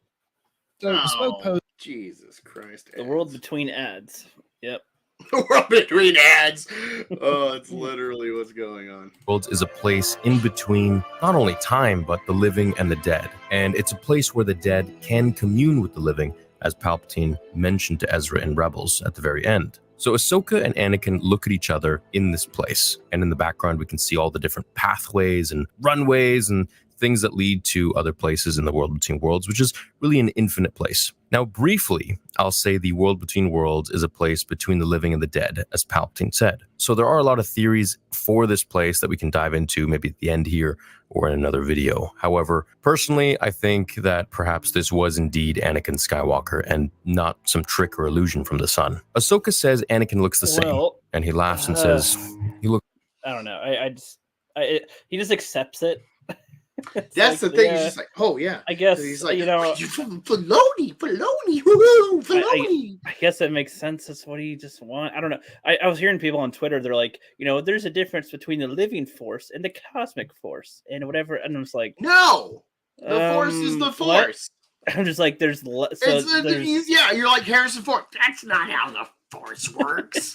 Because it's like, yeah, there's dark and light abilities you can use with it, but even then, it's still just I don't know what a force ghost is. It's still kind of one force, but there's just different effects on you depending on how you use it. Your so state of existence. Like we call it dark and light, but it's just the force, like that. Like I don't know. Yeah, that just kind of thing kind of annoys me. That's like, oh yeah, that's just how it is. And it's just accepted, and then there's this thing. It's between the dark death. side is practiced by the darkies, as we know. Yes. And of course, the light side is generally for whites. The albinos. Only. Yeah, but it's just like it's just one of those things that I wish that people would not accept as easy. Like when he says, it's between time and the living and the dead and whatever, and they can talk. And it's of course, I'm just like, well, like the having force ghosts as we all know, as we've learned in the Church of Lucas, like having force ghosts at all, I feel is kind of like okay, like that's probably as far as you can probably stretch it, maybe a little bit further. Like I could maybe believe that there's certain objects or locations that I don't know, like in Return of the Jedi or in Empire Strikes Back with the little tree thing where he sees Vader, but it's himself, like where like things can sort of appear, but they're not real. Like I could sort of buy that, I guess, for the sake of their universe, sure, but that's specific to locations. Again, it's like finite places, space, and whatnot. Like not just but there's just this place you can commune to the dead now and do all this stuff and in the ocean, fuck it. Look old. She questions what is going on, and he says that she lost the fight badly. No, just also pause because it's just like he's just like, yeah, she questions what is going on. That is exactly how she says it. She's like, what's going on? It's just like, is that how you feel? You're just like indifferent about all this. You're not like, well, I thought I was dead. I'm alive. Or you're alive. Like, am I going crazy? What aspect is going on here? Nothing. I've been through some weird things, so I can kind of compartmentalize. Nothing. It's just like, what's going on?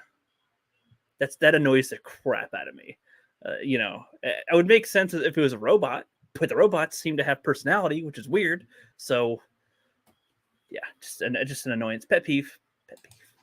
Here to finish the training. Now, this sparks a lot of theories that maybe Anakin is the father, he's the balance between the light and dark, and maybe he's here now in the world between worlds as the chosen one to kind of bring balance to everyone that comes here. The father is here now. The fact that he's talking about this like it's actually like was it not clear that this was a dream? Now you can make the argument that in her dream state she has somehow entered the world between worlds and it's like beyond consciousness or not, as well as living and dead and all that in space and time. That's just the more factors just make it more dumb. Right, but yeah, it's like, how do you watch this Okay. and then at the Okay. end of it, you don't realize this is all in her fucking head, that she is mentally reconciling, whether you think it's good or not. Like, I watch this and like, oh, okay, she's mentally reconciling. It's not actually at this place.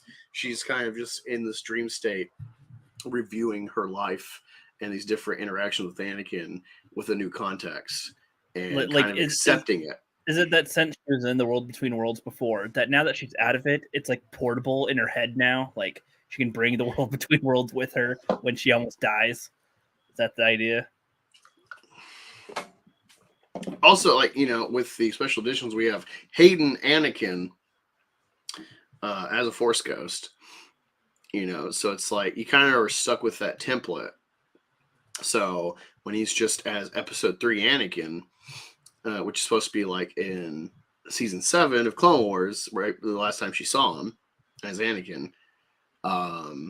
That's how I'm taking it away. I don't any of this world between world stuff is like, oh, actually it's all in her head. It's not actually there. So it doesn't matter you doing any of this deep dive to understand where she's at, because it's in her fucking head. But it's like how he also says, no, but the father is pretending to be the chosen one to talk to Ahsoka to why?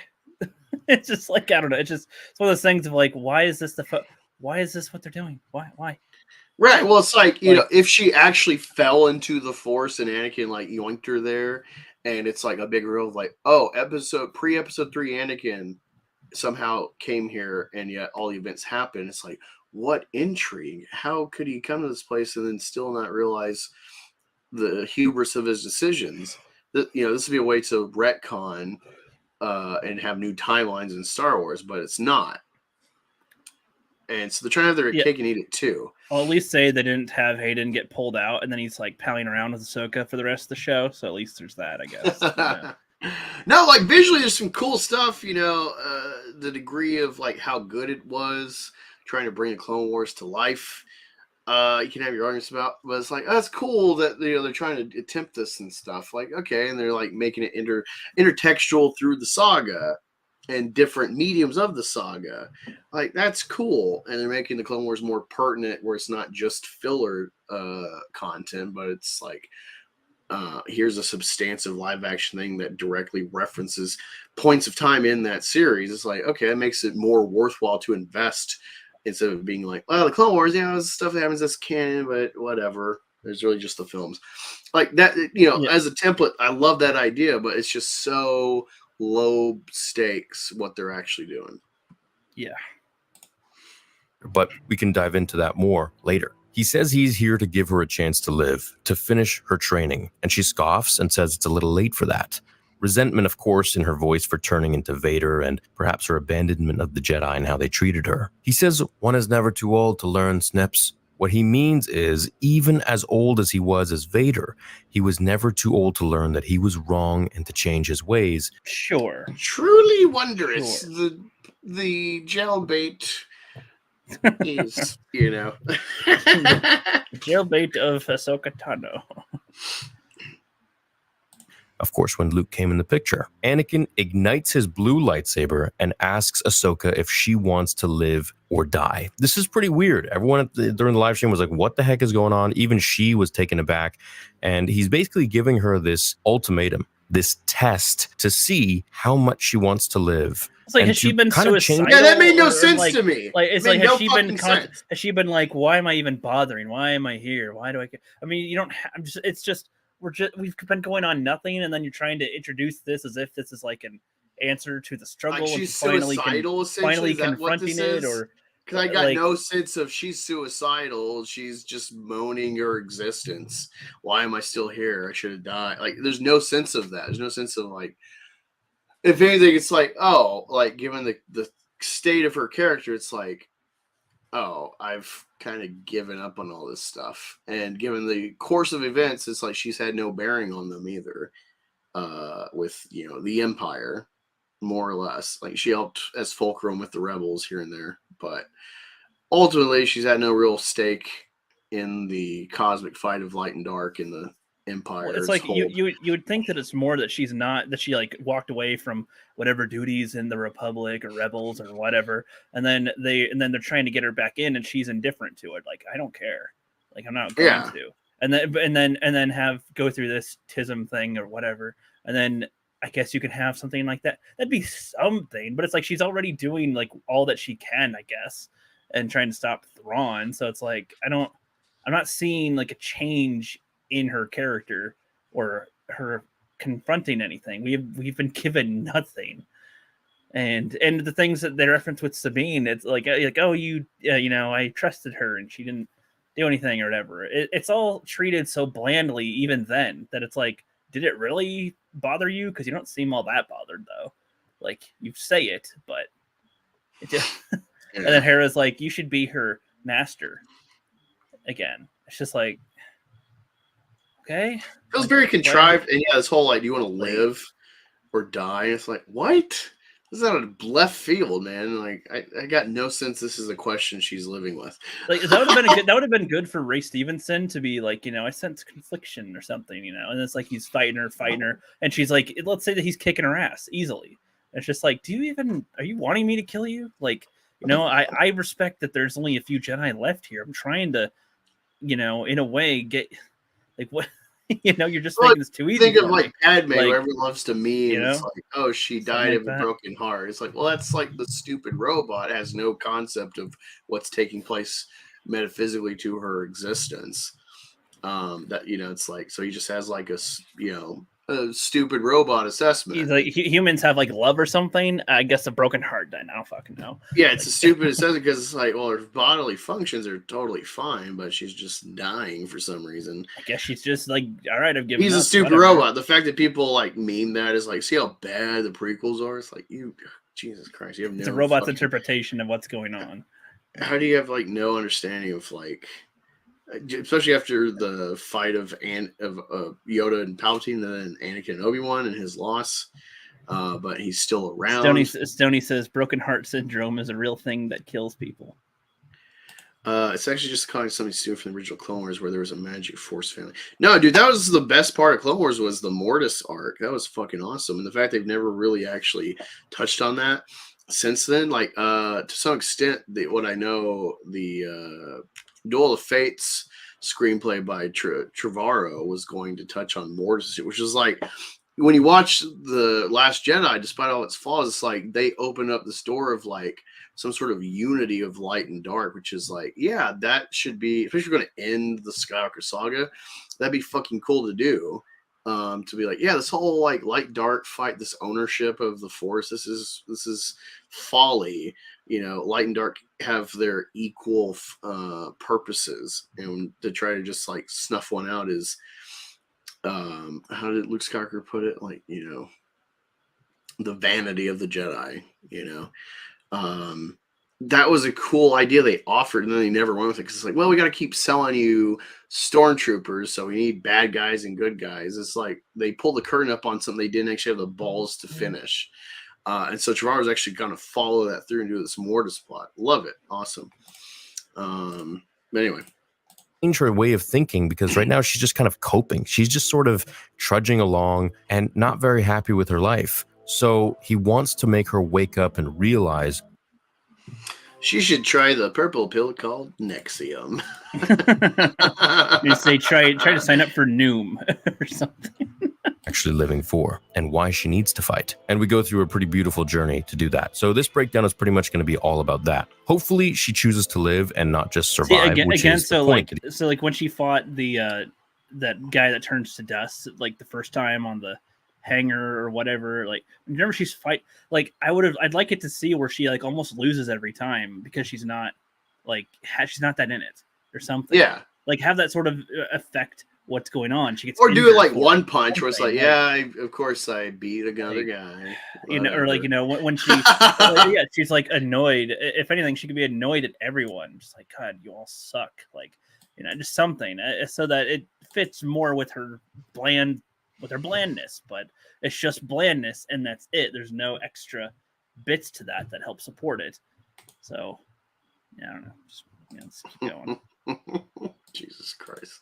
That he's trying to make by fighting her. He says, live or die. And as she says she won't fight him, he says, I've heard that one before. Now, where he's heard this one before is, of course, in Return of the Jedi, when Luke tells him that I will not fight you, Father. And this is at minute that he'd 1. say, like, you think he'd mention Luke? I mean, she knows Luke, right? Or I saw someone something. triggered on Twitter that there's this whole agenda to ignore Luke Skywalker and like just to never mention him or whatever. And it's like they're framing it like some sort of weird agenda. It's like did you not see Book of Boba Fett? They had him in the Mando Book of season Boba. 2. What are you talking about? Would you blame them for not seeing that though? I don't blame them at all because I don't recommend they see them at all either. No, it's just the fact that they put an effort and there's a big like secrecy that was like, how the fuck do we keep this a secret?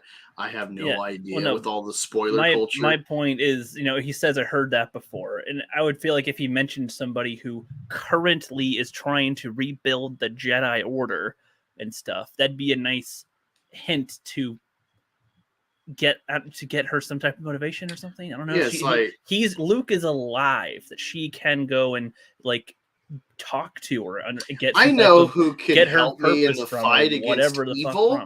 Myself. I'll just become more powerful after I do a thought thing. Then I'll be more powerful. Yes. It's not even like meditation or anything. She's like gets knocked out and is doing the shit. It's like not even. Yeah, at least with like how stupid it was presented. At least in the Force Awakens, he's like, I can show you the ways of the Force. Like you need a teacher, and she's like, the Force. Oh yeah. That thing I did. I just need to force harder. Really Mama said I could do anything, And then boom, she wins the fight because the Force. I forgot. I was more referring to specifically like a method of training when they go and meditate. Mama said the Force can take me anywhere. Like when they're meditating, they're trying to figure something out in their mind and doing something. Like, that's what I was kind of getting at. But all right, I just I like how he's like at least some of this he's kind of like I think it's this instead of like clearly it's this. Yeah, I like his speculation more than his like your channel is called Theory. Yeah, your whole thing, so you can just make more fucking videos that prey upon the Star Wars minded. Is be like I think it might be this. I might do a video where I speculate. Like, you just help yourself by not having actual answers, but vague assumptions that could be with an argued this is a way to sell your channel. I know you're already got like 3 million subs, but you could just always be getting more and always get more viewership preying upon the Star Wars minded. And then when you're, it's like, even if this is my theory and it's definitely happening. Look at all the signs. Imagine if he went Mike Zero. No, it's funny because like I think there's already Mike Zero template going on of like let me rehash things to stretch this video and get more. No. I mean, I've already played 3 or 4 fucking ads, in only 4.5 minutes. No, I mean like if he did that template legitimately, like the Mike Zero. Yeah, it's like 3 or 4 videos a day with the script, done, like and then I'll say 3 lines of a new thing, and then I'll end it with the same stuff from the because he has a bigger fan base. I wonder if that would get more or less attention. Anyway. An hour 49:15 seconds as he says atop the stairs and Vader goes to strike him quickly, just like here with Anakin and Ahsoka, where she ignites her lightsaber in the air as she goes to block. We see Anakin fighting the way Nick Gillard trained Hayden, and the two go at it, master and apprentice. I personally wish that Nick was hired for the choreography. I feel like the choreography really took me out of all of the scenes, as badass and cool as it was to see Anakin fighting again. It just doesn't feel the same without Nick. Thank you. I'm glad we were watching. I'm like, this feels flat. It doesn't feel inspired. It doesn't feel intense. Like you actually hate the prequels and their choreography. I don't think you watch and think, wow, they're not trying. With this, it was like you're doing spectacle of lightsaber duels at their peak. With this, it was like you're doing moves, but it's still like not good though. Yeah, really. both Like, Ahsoka and Anakin are just like their fight feels like, all right, we're just like, all right, and I go to 0.5 and then 0.6, 0.7, you're here, and then we we say something or the as camera's for gonna a be prequel here. fight, it's like we're going 6, 7, 8. Whoa, fuck, whoa. Damn, they're moving and trying to dodge and doing the next. They're defending into an attack thing, and Yeah. like it's a good. Oh, it's flow. funny too, because if you watch there's like a combat expert of swordplay, and he's done these breakdowns of the original trilogy fights, sequel trilogy fights, and the prequels, and he's like, wow, like there's almost no negative criticism about the prequel fights, and not just their fluidness, their stunt work execution, but the actual like style of fighting. It is like he has this whole context, like this all makes sense. Like this, he's like, oh, you're this spinny thing here in episode 3, when they're both like for no reason, when they could like, oh, well, you're doing a trick, let me just stab you. Besides that like moment, there's like almost no criticism. Yeah, well, negative. even like when Obi-Wan and Anakin spin around a few times, like usually that's not a good move in the fighting, but the way that they do it is like to do a momentum sort of thing, and they're keeping the sword around instead of like, whoop, I'm bringing it with me or something. They like keep it in a good stances enough. Yeah, some of these moves invite like some of these moves force your opponent to have to block, and so you're kind of you're trying to dictate their stance to take advantage of it. And it's like they're both momentum on equal footing. It's like that's the whole point of like the fight in episode 3 specifically, is like they are equals. Yeah, that's why I hate it. I hate it when people want that fight to be shorter in a way, because it's just like it's got so many good pauses in between. They're exhausted. It's like two equal people here. That shows how far Anakin's come and everything, and how skilled Obi-Wan is. And it's like that they're doing this fight, and it's like, yeah, they do it. That was a satisfying fight. And it's a layered when fight. When you're at the end, they are they're panting. They're like, fuck, it's also hot as shit, but it's like, they're tired, they're exhausted from their fight here. That's a good fight, I'd say, for the way that they did it. They're utilizing the area that's falling apart around them, and trying to stay in it that way, trying to get at each other. Like, I don't know. Yeah, it's good. Anyway, it's it's good. I wonder what it would look like if he did it like Darth Maul, though, where it's the episode 1 fight is so good too because there is no dialogue. It's like it's light and dark. There's they know so much emotions on the faces, especially Obi-Wan when he's watching Qui-Gon fight alone. Like there's they lock sabers and Maul's just like and he's got his fucking crazy yellow teeth, and he's a demon man, and they're like the stewards of peace. And like Obi-Wan's like so worried as when Qui-Gon's alone fighting. And Maul likes to taunt as well and stuff, and he's like a fucking tiger in a cage. He is flashy, yes, but he's smartly flashy for the most part. It's all part of the Sith intimidation and arrogance. The only part that could be questioned is when Obi-Wan is down on the thing and Maul is just kind of not killing him there, and when he jumps up, he's taunting him. He's like, it's the classic Bond villain. Where it's like, well, you could have just vanquished your enemy, but you like, you want the spectacles. You want like this ego dragging it out of it. You already beat the big fish. You're just toying with the little fish now. Yeah, it's like it's again like the hubris is what undoes the Sith time and time again of arrogance. The Jedi undoes the Jedi too in a way. The Jedi have a hubris of thinking they have. I think the line in Last Jedi about like the hubris of the Jedi, their vanity. I think regardless of that film's context, overall, I think that's a really smart line. Because it really does sum up the prequels concisely. Is like Vader comes about because the hubris of the Jedi, the vanity. They think they own the Force. It's like they just have a shade of it, And that's what's wrong with Star Wars, in my opinion. The shortcomings, just like the Lord of the Rings, talk all the time, where it's like it's just Christian nonsense plugged into pagan folklore. Well, It's many a big psyop. How many Sith books did the Jedi burn to purge that from the universe? Yeah, it's like shortcoming of Star Wars is that it doesn't fully embrace the duality of the Force, that both sides have equal value. We got this very Christian mindedness with Star Wars, with George Lucas and with Disney.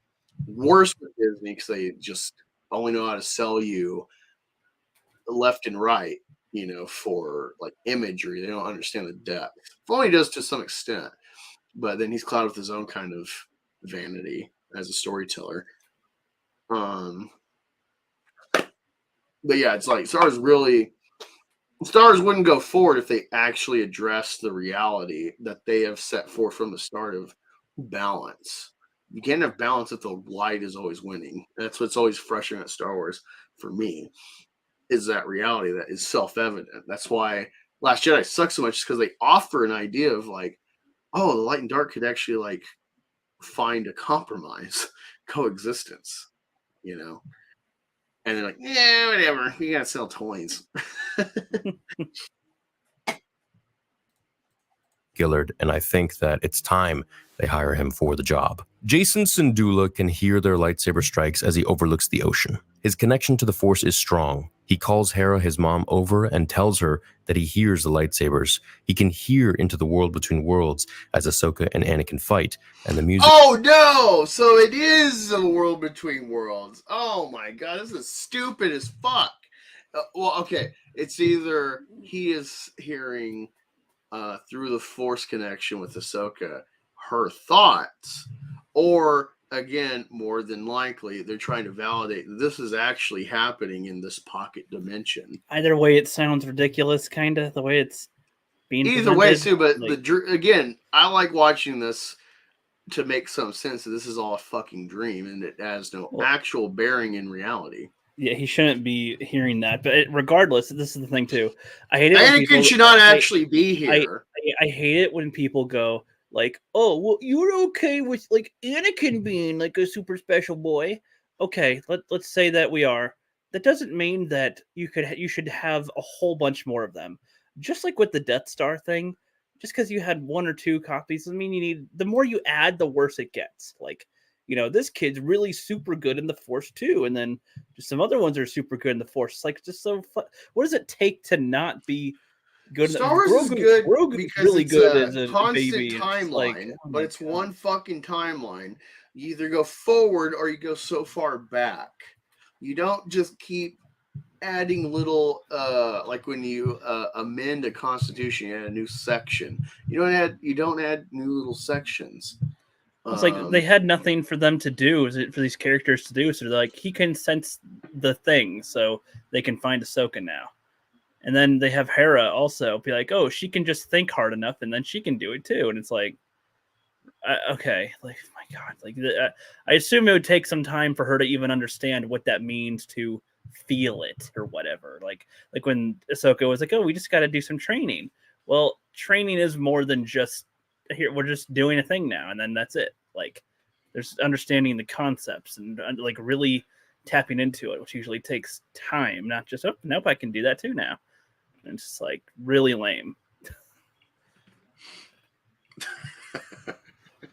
Music swells beautifully where we become very emotional. Now, personally, I thought the scene was a little bit interesting, but I mean, the world between worlds is still a place where you can tap into the Force. However, it's a very distant place that doesn't really exist, yet does exist, kind of like in... Oh my God! I hate that. Oh my God! It's a distant place that doesn't really exist. How are you sucking Filoni off? And it's like, actually, this place doesn't exist, but it does. No. It's a distant place that doesn't exist, but does exist. What? It's so dumb. Stop it. Why add more? What's up, Ancient One? Why add more? This fucking hurts, man. This is like the leading independent voice of Star Wars content. It's really just leans into have some things be a fucking mystery. Just don't add a whole bunch of new shit like this to try to advance the lore. Like, I don't know.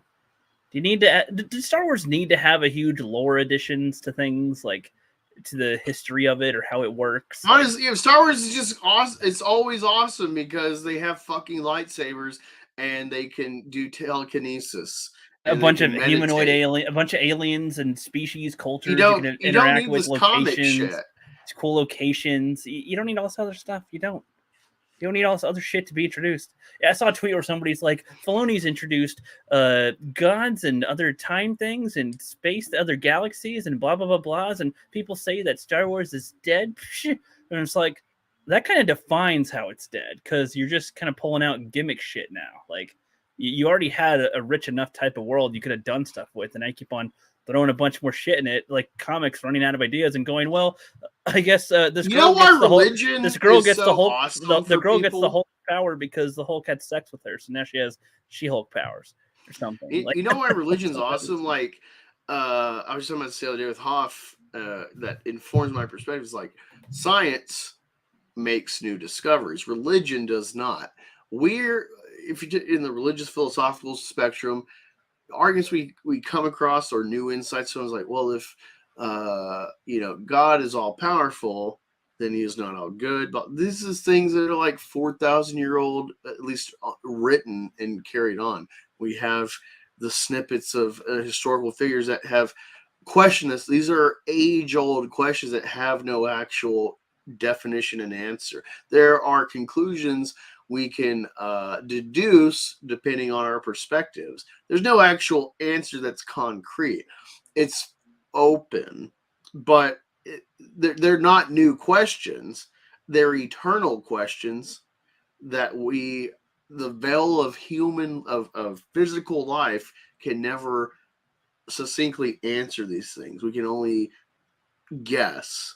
We can take those guesses and say, this is the truth, but there's always holes to poke in those assumptions. It's eternal. These simple questions.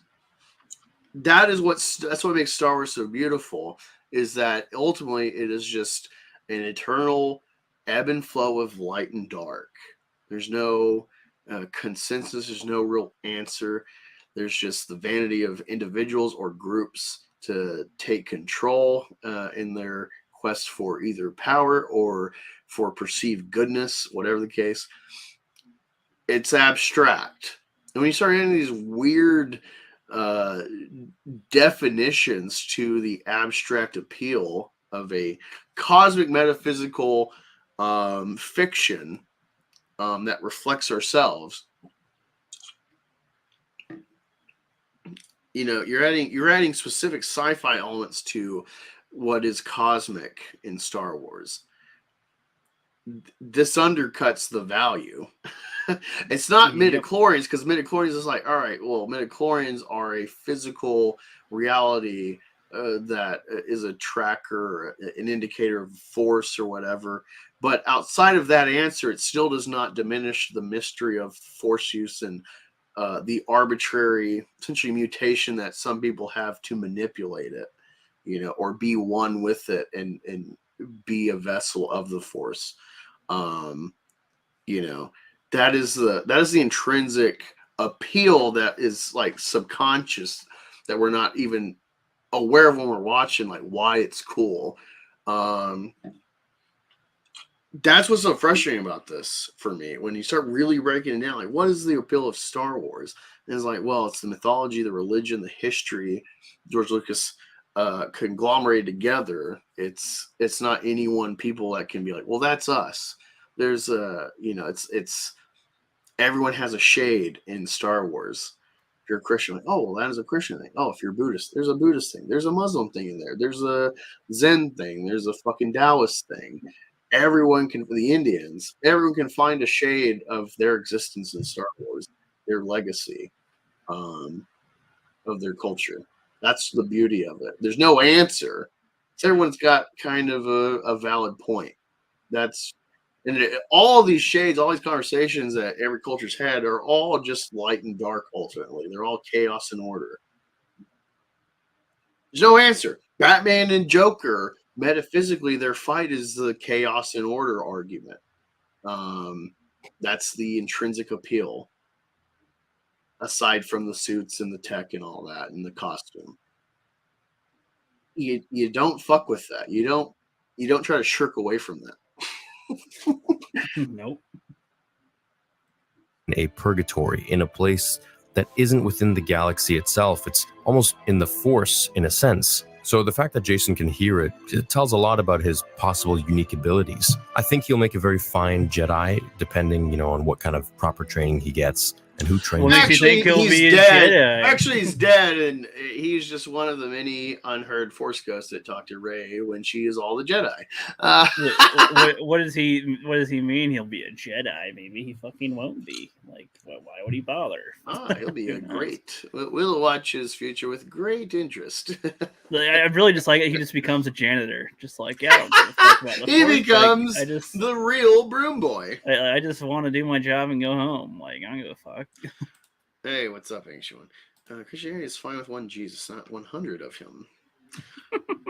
That would actually be hilarious. Like, actually, there is multiple Jesuses. Somebody cloned Jesus, and they're like, I'm the real one. I'm the real one. No, I am. Well, actually, there's only the one son. Oh, Jesus. Right, but there are multiple dimensions. Oh, God. No. Thus, multiple Realms. Jesuses. Shut up. Shut The up. realm of the Black Shut Jesus, up. for instance. No.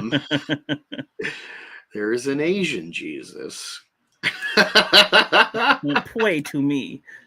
In my opinion, it'll probably be Ezra. Now, what I didn't like, and this is probably one of my only complaints of the All episode right, story-wise, so we is got- that Hera can hear it too once she focuses. Thank She you! should Okay, not good. feel All or right, hear yeah, anything. Pause. I think When people say focus, Angus, what in the effing motherfuck do they mean when they say focus? What does that mean? Angus, if I told you to focus, what does that mean? It depends what the context is. It's like, That's already the thing. Like, what does it mean to, like, Ahsoka said something about focus in one of those other episodes too, and it's just like, on fucking what? You're just saying the words. When I wrote the Rookie's Quest, that's a line I had Jesse Milestone say to me. And it was just like, yeah, you got to focus. Like, that was because I didn't think about anything. And it's like, that's what this is, though. It's like, it's just a line you say and do. It's just you focus. Well, what is that? yeah, it's like you say focus. We're looking over a cliff. It's like, all right, Like, okay, like close your eyes. Don't listen. I don't see anything. You got to close your eyes. You got to try to focus in on the sounds of the water, of the wind, of the nature. Let that sink into you. Try not to think about looking for Ahsoka or looking for hearing me. Even just like let it sink. Something you can kind of get. Do you hear the wind? Do you hear the ocean? Right, or no, it's like actually it's a trick. Start to get to something like it's a trick, and then he's gonna push her off the edge. No, it's like a trick, and then you like zoom out, and it's like, what are you doing? It's like he's like sniffing her ass. He's gonna have to pick. He's gonna have to pick for his friends. Jason's I just told you about that. I have a pet peeve when no movies, sniffing mommy's fat ass. I just have a peeve when they say focus because they never elaborate, and it's like if they wanted to elaborate on anything or to have a better understanding of something, have that concept explored. What focus even is, because God, it's annoying. All right, we just continue. It's just annoying. I think it should be a sacred thing. So I'm glad that he agrees. You think it should be sacred? I'm glad that he. Worlds, I'm glad that he it at least doesn't really exist. I'm glad that he at least agrees that she shouldn't have been able to do that. Jesus Christ! That's at least 1 point for theory here. And a very limited thing for only Force users to hear these kinds of things into the world between worlds. Now, Anakin and Ahsoka fight, and we see him. Fuck my mouse. He says that only people that are Force users should be able to hear between the world between worlds. Well, okay. I am not against the idea of like elaborating, expanding, let's say, the Force raping that Kylo did, peering into someone's mind, or Rey kind of reverse raping Kylo Ren, like, you want to be Darth Vader. Jedi mind tricks are pretty rapey, honestly. Yeah, like, the idea of Force rape, like that template that we've been exposed to, peering into people's minds, sensing their feelings. If you could be a vessel of like, here I am, Mr. Force user, let me kind of like use the Force to like be a vessel so you, non-user, can kind of experience a shade of what my existence is, the realms that I am perceiving. I could be fine with that if it was like, all right, just listen, Mom, and then he's like, woo, woo, woo, woo, woo, Aquamaning into her brain. Yeah, So like sort of pointing her thoughts in the right direction to figure it out or something. A little like it's like you can like actually convince us to go along with these things with just the right kind of tweaks. Like I said, this Aquaman idea.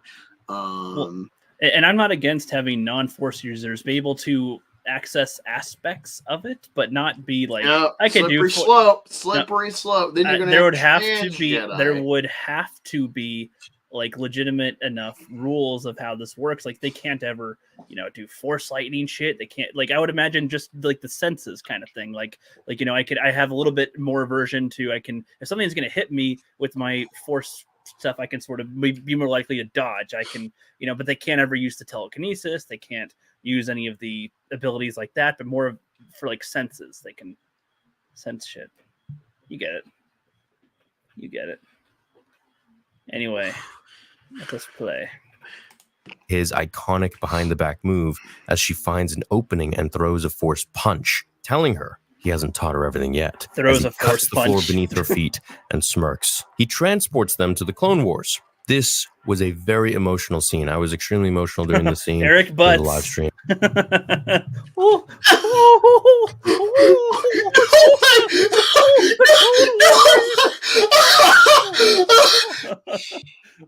You got fog? What? I'm sorry, Star Wars Theory. It's just kind of funny. You kind of set yourself up for that one. Queer. But I guess I know a lot of guys were. he's already been mean for crying as well, though. So soy jack theory. Too, because we only suspected we would get something like this, but never thought we'd actually, when you see it, it just catches you by surprise. So this was one of their first missions together, and I think, and I was confirming with Chad on this, is that this is the planet Ryloth. And I'm guessing this because of the Twi'leks there. This can be seen in Season 1, Episode 19 of The Clone Wars. I believe it was called Battle over Ryloth or something like that. And we'll get into the nitty-gritties of it in a minute here. It was really cool seeing a younger Anakin in Clone Wars armor with shorter hair. Now, Ahsoka says she doesn't understand, and he says that's her problem as they run through the fog. The Phase 1 clone troopers running alongside them as LAAT gunships land in the background, transporting and delivering more troops. This is from the Clone Wars Season 1, Episode 19, Storm over Ryloth. She disobeyed the Admiral and Anakin, where she tried to take out the battleship so that Obi-Wan could get through. She disobeyed orders and clones died. She lost many of her pilots, the cruiser, a Redeemer, and an entire squadron of fighters. Ahsoka consoles the injured and dying clone on the stretcher with face wounds as she grabs his hand. We see Anakin and Rex in the background what you get for talking having about a the little mission girl with as a some general. What? That's what you get for having a little girl as a general.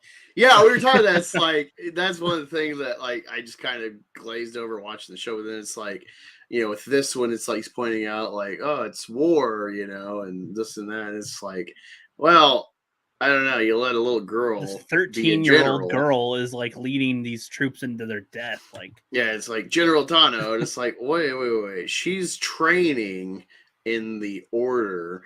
It's one thing to have masters and knights be generals. She's on the same ranking as Obi-Wan, but also takes orders from him. Yeah, that's kind of like a Hitler thing, honestly. One of the many undoings of the Third Reich was the confusing chain of command that always ended up being stuck, relying on Hitler's executive orders to commence action. It led to lots of inaction where it's like, well, I'm kind of being treasonous if I actually take command of my respective realm of expertise, because I need Hitler's clearance. D-Day was a big folly in part because of Hitler and company falling for the fake D-Day invasion with the actors posing fake invasion tanks and whatnot. And thus they moved all their tanks in defense of a uninvaded spot of land. Thus, if the Germans had their tanks at D-Day, we would have been fucked. It would have been a way longer campaign to actually take any of that land. But yeah, so it's just, real world military politics applied to the template you've given us, where it's like it doesn't have to be a 1-for-1, but again, World War II is a great example because all the aerial battles, what you could say is kind of silly given the space travel and light and all that, light speed and all that of Star Wars. Like, well, it's all based on World War II dogfights. That's why it's the Imperial Navy, because lots of Navy aerial battles oversea. And I don't know. It's just, yeah, that's one of the it's one of those things I have to admit is a shortcoming of the storytelling of Lucas, is allowing, well, it's one thing to have Jedi be militarized in the government, be generals, given their abilities, but it's another thing of. Well, it's also in general having. Also, you have Commander Cody, you have Rex, you have these ranked clones. They should have generals, or they should all just kind of be a amoebas hive where they're all trained at the same level, and you don't need these Jedi to be actual generals. They're just like special. There's special ability outside of. They're like spec ops, you know. It's a bit confusing. Well, then, so you know the Clone Wars movie better than I do. Why exactly was Ahsoka even assigned to? She's like assigned to Obi-Wan, but he's still Anakin's master. But then it was like, nope, you're actually under Anakin, and he's your master now, even though he's a knight. And it's kind of part of Anakin's training to have to train a Padawan as a knight. Which I guess, but it's Obi-Wan was assigned Anakin because of his master dying, even though he was a knight. But it's like, it just doesn't seem like something the council would do twice, I guess, or on purpose. Like, doesn't seem like their methods. It's shoehorning. It's shoehorning to have this whole plot with Ahsoka to begin with, which I'm fine with.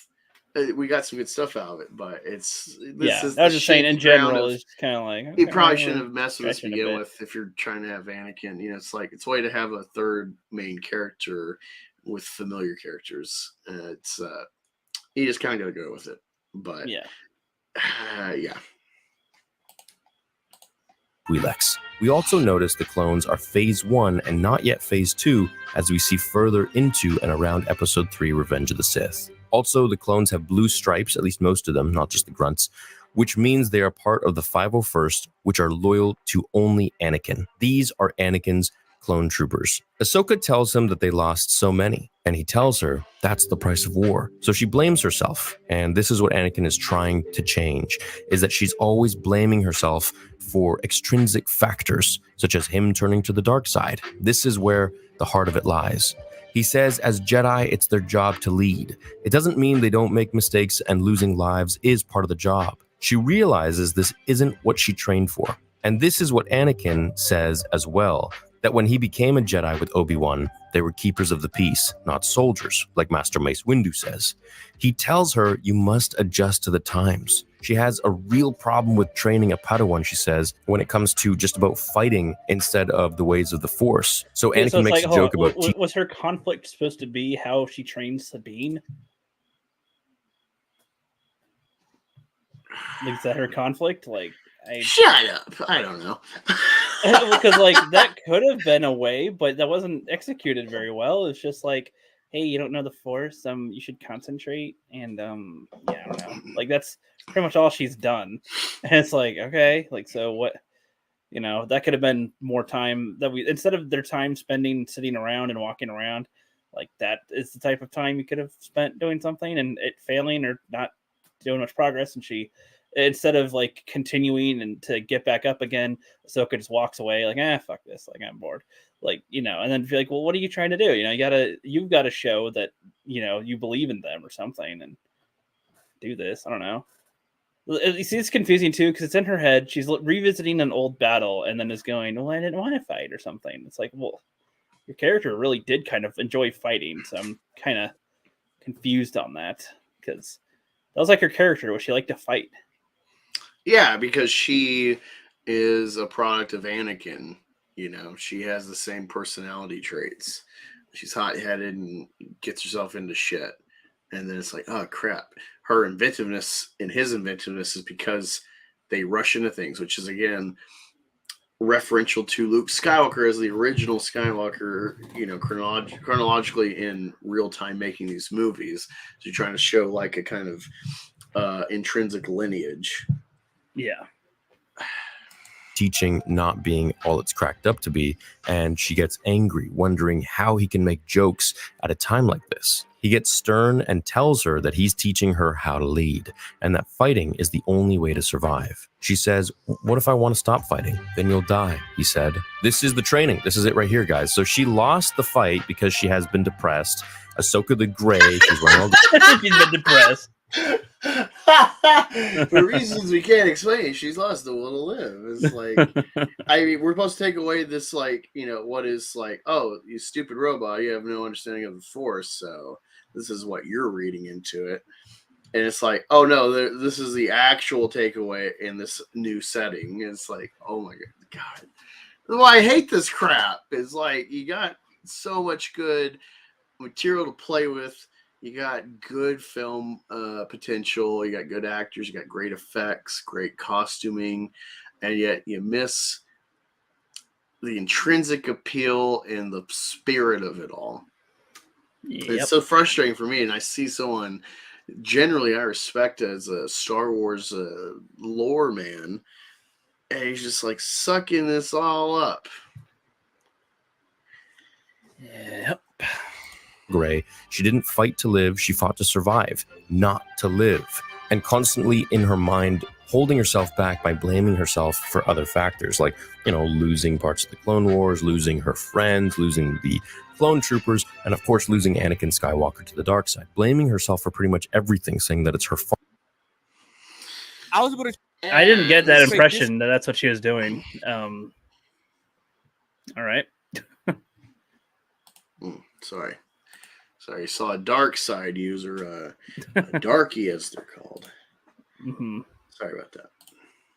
Confidence anymore. There's a difference that he's trying to teach her. The same is being echoed here with her as a kid. She wants to stop fighting, and he says, "You'll die. Failure is not what ends you. Failure only happens when you stop trying again, when you stop getting back up, when you stop fighting." Hera and Huyang continue to search that's over what I the... was kind of saying. That would have been better conveyed if when she's fighting, she's barely getting by. Like she's, you know, getting injured or losing or whatever. Somebody has to bail her out. Like if Ahsoka needed a hand more than ever usual, because she's not really as in it as she used to be. She's just kind of going with the flow, but not really caring.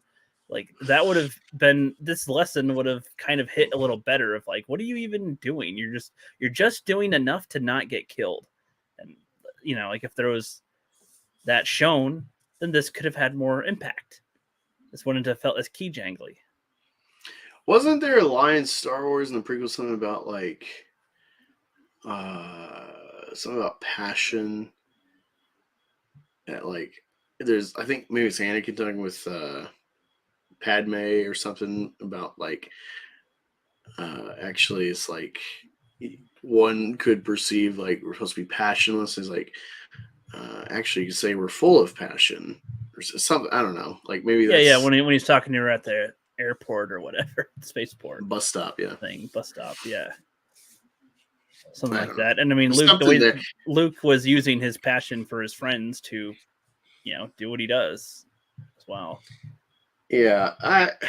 The other thing too is like, there's this thing ongoing about like Hera's like, well, I'm a general. Of course I can get clearance. It's like, no. And, but then it's like, oh man, I don't have clearance. And she's never like, but I'm a general, so I got clearance. It was so weird because it was like the next episode that had like the opposite. Yeah, and it's like ongoing now. It's like they've set this up so like, but I'm a general, I can do what I want. And then Mon Mothma's like, well, sorry, time's running out. You're gonna have to like come back if you're not going to be rogue. So she couldn't get a fleet, but I mean, you'd think she could have gotten, you know, a squad. It's so they're so waffly with like when her opinion like that of like, well, I'm a general, I can do what I want, and then it's like, oh well, a woman told you no, so then you're like, okay. And it's like, this is where unfortunately the Friday Night Tights weirdos that you know, pander this sentiment to unsuspecting well-intentioned audience members, they just eat it up. You know, so this is when they have valid points, and I don't like to give them credit because, again, this is all money for them to like sell you this perspective, regardless if it's actually there or not.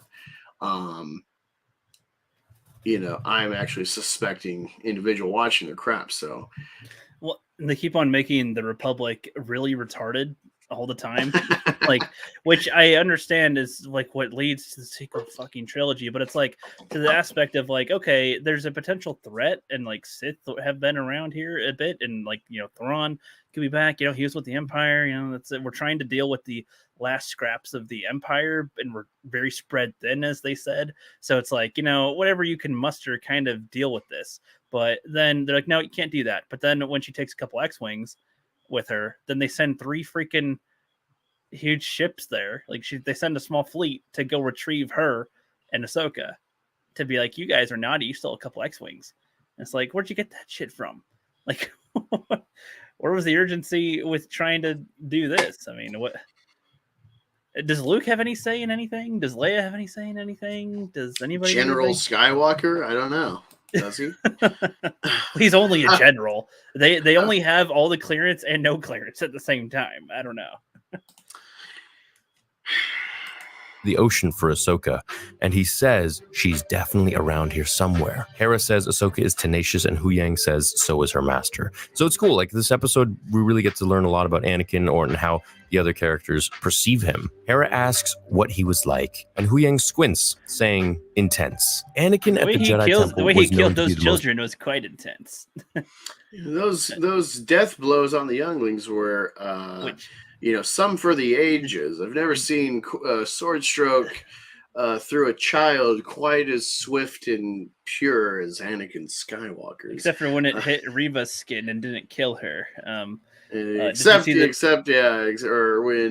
his pupil Reva stabs his other pupil, the Inquisitor. And did you see the text or the DM I sent you? It has to do with the younglings, so it's funny. Right, people are trying to I didn't understand. Are they trying? They're trying to say that the kid that's like, Master Skywalker, what are we going to do? That is Balon. They think that's Balon. Why? I don't know. They're retarded. But then again, Disney's dumb, and they're like, nope. They had Reva, a youngling, survive, and it's like, well, yeah, they set themselves up where it's like, well, I can just pull anyone out of my ass. So the librarian that in the extended scenes, and like the I don't know if it's in the deleted scenes, but it's definitely, I think, in the episode 3 game. Yeah, they have them explicitly like fucking stab her to death through the back, execute her. Yeah. And she's fine. She's probably fine. She's in the hospital. They just patched her up. Whatever. Even though some of her insides are vaporized, she's fine. Like, it's okay. Like, she'll be okay. Just put a cloth on it, some metal, you're good. Yeah, it's like you validate that fucking retarded Monty Python. It is but a flesh wound. And it's like the whole Jedi, the whole when he says there's so few Jedi left, it's like, are there? I mean, there should have been none. Pretty much, just barely any, and then now there's been like a whole handful around, and we're getting like a dozen or so, like confirmed. Yeah, it's like around now. Watch, it's just like when you play like the Force Awakens or Force Unleashed, and it's like, oh, that one master that comes in the plot for a little bit and is a trainer of, ambiguous morality, Star Killer. It's like, okay, that's not, it doesn't seem, I don't feel like, wow, this is really far-fetched that there's like a Jedi that, aside from Obi-Wan and Yoda, that are around. It was implied that there were still some Jedi around that were not on Coruscant that could still be alive, but they keep on having ones specifically from Order 66 on Coruscant survive, which just makes it worse. It's like, what are you right? It's like, about? I'm sure there's like, there had to have been like a Jedi here or there that was just like, I'm taking, I assumed Ray I'm taking a bit of leave, taking a bit of shore leave, and going to like a vacation. I was kind of assuming flies back to Coruscant. Like, what? I was assuming that Ray Stevenson's character was like he was one of the, like he was out to recruit like a baby and like the girl that his apprentice or something, and it's like, okay, well now that the Jedi are okay, he's gonna just be by himself out here and.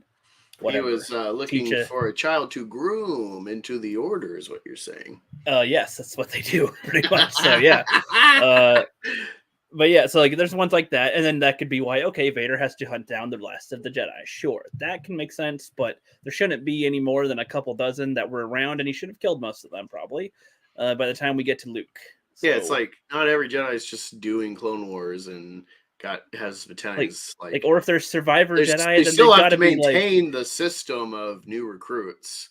like, you know, if it's there's just surviving spread thin. if there's surviving Jedi, I'd be more satisfied if like they have like forbidden their identity as a Jedi, and like you could have a character that has been in a whole season or two, and they are a Jedi, a former Jedi, but they don't do that shit no more because of how taboo that was and can get you killed. So it's like killed. And so it's like, maybe they end up using the Force once, and it's like, well, you could use the fucking Force. Like, shut the fuck up! Don't you dare fucking tell anybody. Like that they could be a Mando. That's an element at the beginning of Like, Fallen Order. It's like he is a former, Padawan. His master was slaughtered. He escaped, and he's been hiding and bouncing around the galaxy. He's a scrapper or whatever, and then he's got a friendship kind of know, and then someone else sees like him do like a little feat with the Force, and then he gets ratted out, and that's like the start of the plot. Yeah, it's like you've got to try to keep it under wraps, and if you slip, then oh shit, and that's why in Kenobi, I think really Kanan sucks, but like they set him up well to start.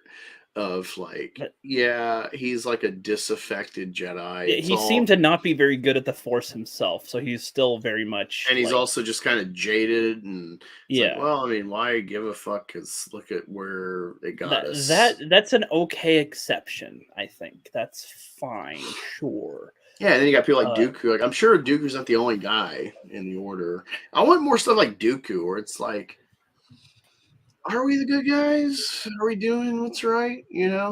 How even if they're like villainous, actually, or whatever, it's like this disaffected worldview of, like someone like me was looking at the culture, even going in, like, I'd be reading like old copies of USA Today every week, and the war in Syria, the civil war, whatever the rebellion is going on that spawned ISIS. It's like my perception as a civilian reading what the news is giving us, like, why are we not sending troops to help the fucking people of Syria against their tyrannical government slaughtering their own people? It's like, we're America, we're supposed to be the good guys and help the little scrappy rebels across the globe. And then it turns out, oh, actually, yeah, they are slaughtering those people because they're terrorists. Right. and once we, it's like, it turns out the rebels we were helping were the terrorists. And we actually knew it all along. We're just helping destabilize an advantageous spot in the Middle East to, like, help our footing. That we should just, that's Hutt territory. We don't need to go there. Just whatever. Yeah. It's like, especially in hindsight, I already had this kind of perception. It was like, oh, I have this worldview of like America, and then I look back and I'm like, God, we are the fucking, ever since World War II, after we won, even then we were kind of bad too. You could say it's pragmatic and ultimate good or whatever, but afterwards, ever since then, we've been fucking bad guys. Vietnam, Korea, Iraq, Afghanistan, Kuwait, it's all fucking bad guy shit. And that's not even mention the CIA meddling in like South America to keep them fucking poor because they're like direct neighbor competition. We're fucking bad guys. And it's like, I mean, I want to self-preserve, so it's like, well, yeah, I'm totally fine stabbing a guy in the back for my well-being. If that's the dichotomy it has to be. But we try to pretend we're like the good guys, and that's the problem, And it's like when you're in the system and you see that when you've joined under a false pretense, that's like a Dooku character is very interesting, and I like what they've done with like Tales of the Jedi with him. But I want more of that, And I feel like Star Wars, especially Disney, they're so scared to actually tell these dirty stories that don't have a clean left and right, Nope. And it's like, we got our main storyline that's preserved. There is the ultimate good and evil, that we all love to suck up, But like, you tell these like dirty stories. most intense Jedi there. If you guys know the lore and the background in Legends and canon, he was more powerful than most of the Jedi Masters, including the ones on the Council, and his emotions controlled him, which were as rampant as his powers in the Force, and this made him very dangerous, which leads us to our next scene here. Now, Ahsoka is at the Battle of Mandalore, the Siege of Mandalore, and she's going nuts with the lightsaber fighting against the Mandalorians, the Mauldalorians, I should say, the ones loyal to Darth Maul. And this is really beautiful choreography. I really actually enjoyed this. I thought it was very engaging, very fast, and I think that's very akin to how Ahsoka used to fight during the Clone Wars herself. Whereas now she's just much more methodical and just thinks of every move, I believe, a little more carefully before she does it. This is a different Ahsoka that we have here. That's what you call it. I like that when he's like, I believe. Yeah, it's like these little identifiers like that. I like that because, like, well, this is the opinion territory. Again, your Star Wars theory. Right. And, you make these bold proclamations about kind of interpretation scenes. It throws me off on top of, especially when you're like, oh, it's definitely that. And it's like, what? Like, this is still open-ended. What do you... Yeah. Slow your roll, buddy. You're not Star Wars fact. You're Star Wars theory. Oh. Ahsoka the Grey is. So at this point in the Clone Wars, Season 7, Anakin was about to execute Count Dooku on the Invisible Hand ship, and Darth Maul was the leader of Mandalore, which they're here now to stop his reign. So this moment here, where she goes to talk to Darth Maul, we basically have Anakin, Obi-Wan fighting Count Dooku. And then, of course, we all know when Order 66 happens on the Venator, that's when Anakin is marching the temple. Captain Rex, with Tamora Morrison's voice, which is beautiful, tells Ahsoka that he'll secure the perimeter with the boys. It was awesome seeing Captain Rex in live action and, of course, hearing Tamora. This is our first interaction with... That's fine. Yeah, it's just like, it was awesome. It's like, he's... I don't know. It's like, it's to me, I'm not saying it's bad. I'm just like, I don't know how it's good either. It's like, yeah, he's present there. This is the soy jack moment for me. Like seeing all this other, like this perception. It was so it was like, this is soy jack. It's like, what if cool. Rex actually did something interesting? He just stood there and was like, I got it. Okay. So that's not really anything, but okay. Like, it's one of those things of like, if this is how you react to this, what do you react to when there's something like amazing that does happen? It's like, that's even times 10, times 20. Like, this was very like, okay, over 9,000. It's like they put it here. Yes, that's a half a point, I guess. Sure, yeah, they got a good character in a live action thing. It's like for me, I'm like, that's a good start. But yeah, it's like now if that's something. it. I'm just like, okay. That's it's like, yeah, now do something, and then you get the full point, but you don't. So oh, they got Tamora Morrison voicing Rex, and then he runs off. It's like writing your name. Oh my god! It's like writing your name at the top of your paper for like an assignment and the date. It's like you've sort of started, but not really. Yeah, no, it's like when the reaction to these like very softball reveals or live action presentations. It's like, this should be something where it's like, the reaction I'm seeing should be for something where it's like, oh my God, this iconic moment in Star Wars, actually, it's like Force Ghost Shot T is like somehow meddling through the Force, the mind of the character. So these decisions we saw for years on repeat, we have a new context. Like, that should be what creates this reaction, not like, oh my God, they did a thing from the show into this show live action. It was the greatest thing. It's like, where is any improvement? Where's like, there's no gradient. It's like all at 10 or all at 0. And it's like, what? This is so fucking weird to me. And it's like, I don't know how much of this is performative for your Twitter and YouTube, where you see a lot of time where it's like, this is the best scene of Star Wars ever. I see that so much. Best thing we've ever seen. It's like, this is a fake fucking template to like gin up interaction. You see, I know that you don't like No Way Home, but their cameos in there are utilized to help. No, I like it. I just think like ultimately, those moments aren't this. You at least know that, right? Like, they do the step up where the cameo plays a part, and advances things rather than, hey, look, there they are. All right, bye. Well, like, okay, for Like- example, when I saw No Way Home, I'm with varied audience, but there's like some teens or whatever. They're young adult, like 20-year-olds. I'm 31 now, so I'm watching. And I grew up with Spider-Man. Maguire Spider-Man is my Spider-Man. That's like my age-appropriate Spider-Man, and I've grown with them. And and so at this point in the film, when like Ned's like Peter Parker, and then opens a window, and then Spider-Man comes through, but it's Andrew Garfield, and everyone's like, oh, and I'm like. I mean, it's cool. He's here. It's a nice, like, oh, wow, it's a difference. It's the first reveal of multiverse Spider-Man outside of the villains from the multiverse. It's like, so the shock of it is already undercut by the fact that villains are here. So I'm seeing this reaction. I'm like, that's cool, but there's no, like, the reveal is undercut by the villains, and when he comes in, it's not like anything revelatory. No, I'm more specifically referring to when they're it's fine. You're referring to their entrance. I'm referring to what they do in the story and like the stakes their impact being presented. Yeah, people's reactions. I can see. Yeah, that's kind of goofy here and there. But they just stepped onto the screen and everybody's cheering. It's like, well.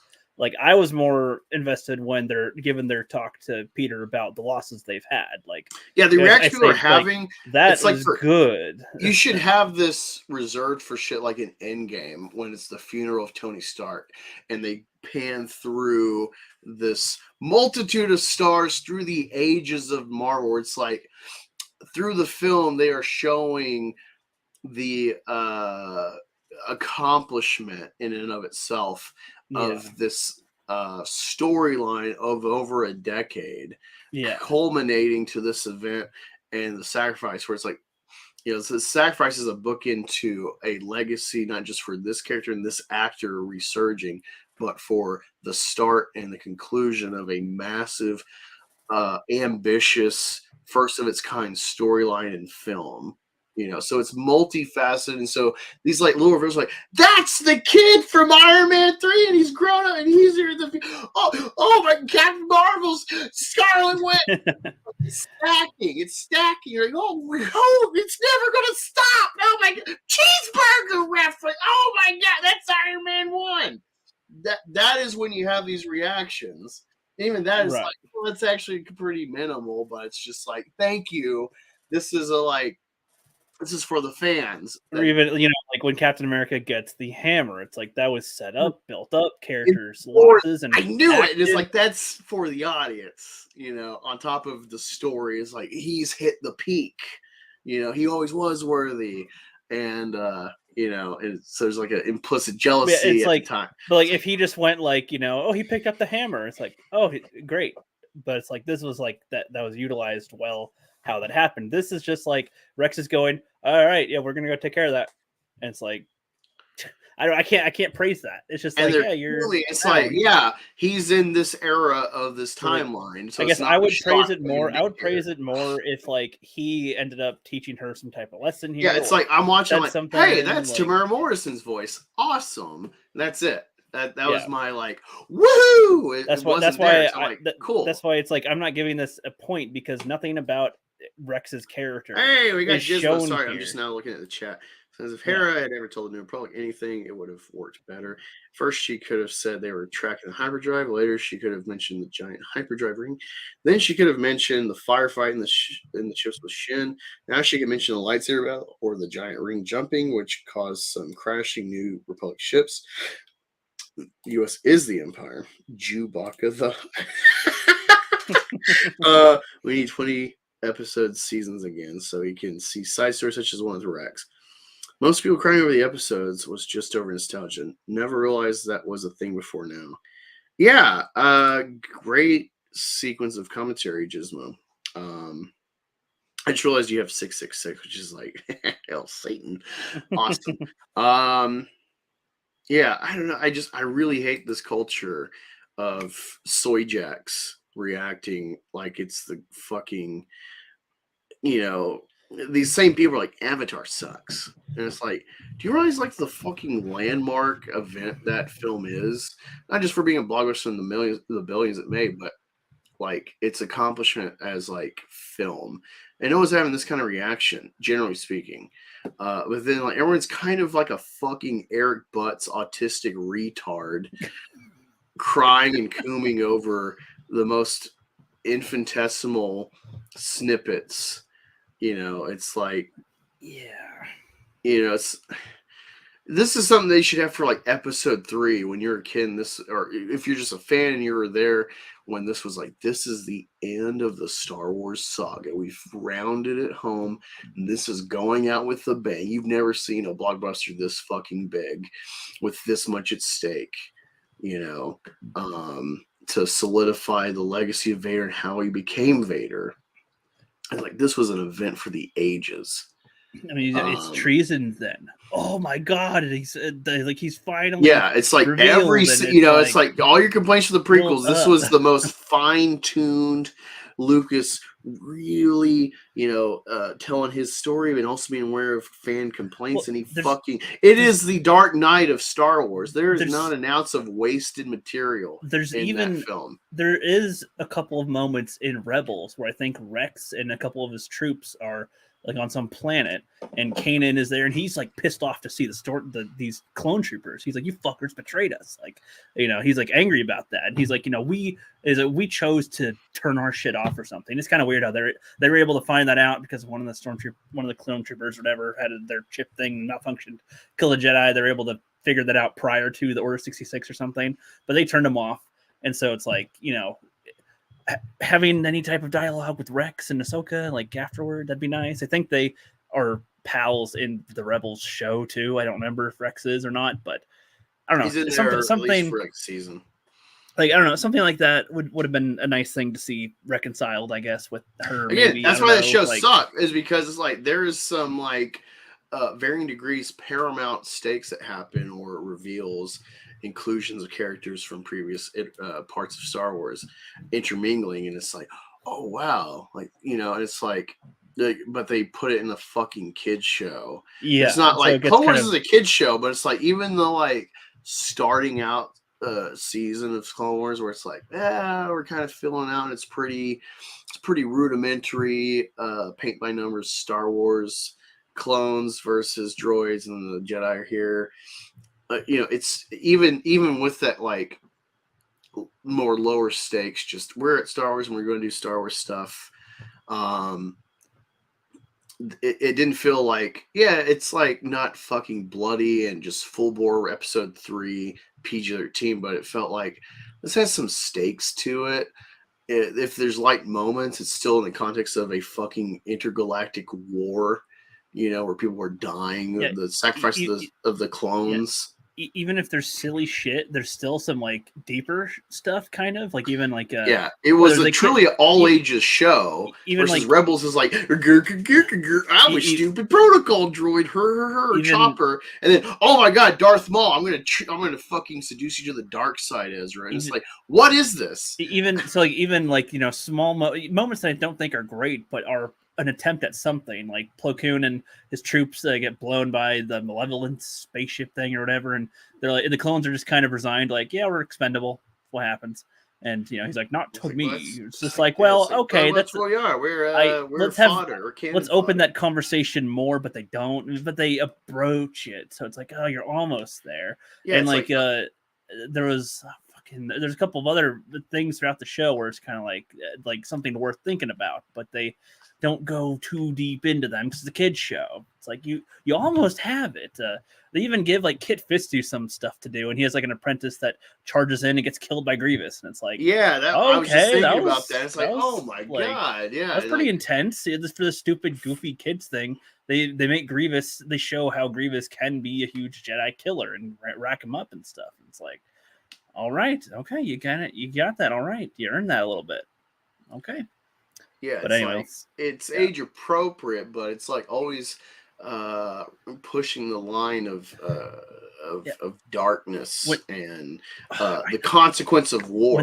When they had the slave planet arc, sort of, where like Anakin is dealing with that with Ahsoka and Obi-Wan and the Rylots or Twi'leks or whatever the fuck, it was like, okay, you they almost have something really good there that could be like live action material or something deeper, but it's like always just kind of, it's always just rounded out to where they just fist fight or like, oh, and then it's just like, oh no, you're getting into this really good, like how power works or how this stuff, people might want this or like whatever, and it's just kind of always brushed off again. And because it's Obi-Wan, Anakin, like you can't kill them, so there's not enough other characters to be expendable really throughout, unfortunately.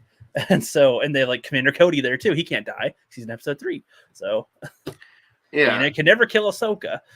So, anyway, let's just continue.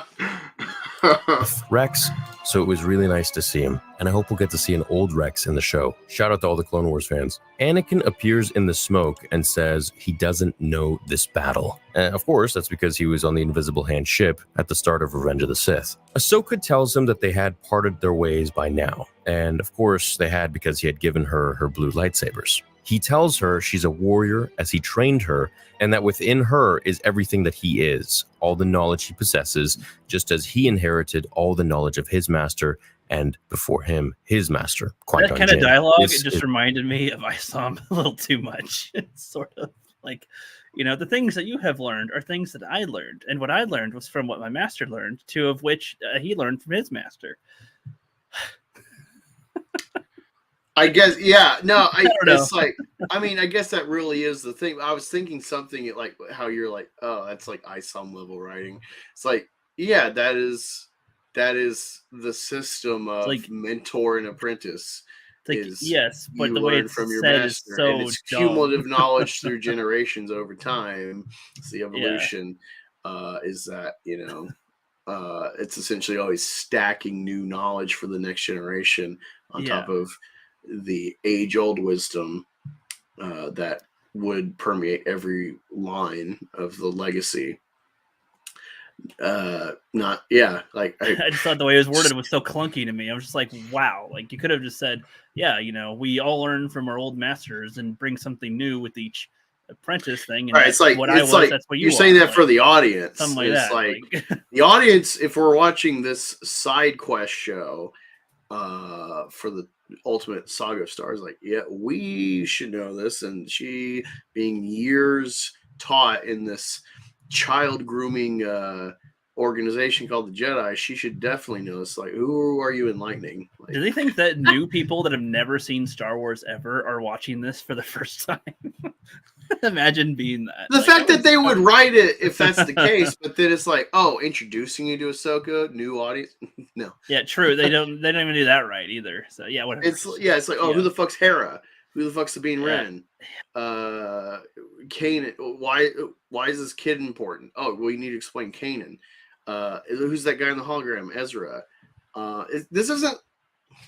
These people and the weirdo fans, they rely on trying to meme the original episode 4. It's like, well, we didn't know who Leia's father was, or this or that, and we didn't know that, and we didn't know about Anakin and Obi-Wan and blah blah blah. So yeah, it's the first fucking movie of a fluid, ever expanding universe, but it's the first entry where they're playing it like, well, there's just things I can't explain.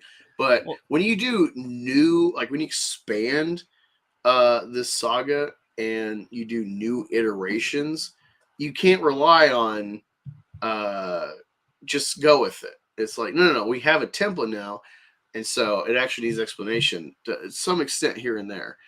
Well, you at least have to have them do things so that the people watching understand this is that type of character. This is a character. You don't have to know all the stuff that happened before, but do actions or decisions and things that let us get to know them kind of quick, so that we are on board with following them with everybody else.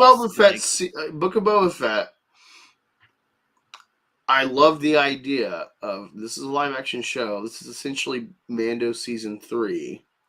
All right, so if you're gonna watch this, you assume you've watched the films, and also you definitely need to watch season 1 and 2 of Mandalorian. And we're not gonna like hold your hand. You can do that, day's work to catch up. Regardless, but they did. But it's like, okay, I am all for that. Of like, I'm not going to repeatedly reintroduce for a new audience a new series of a continuing saga. You got to do the homework. But when you're trying to cross from cartoon characters to live action, that's what I'm like, no.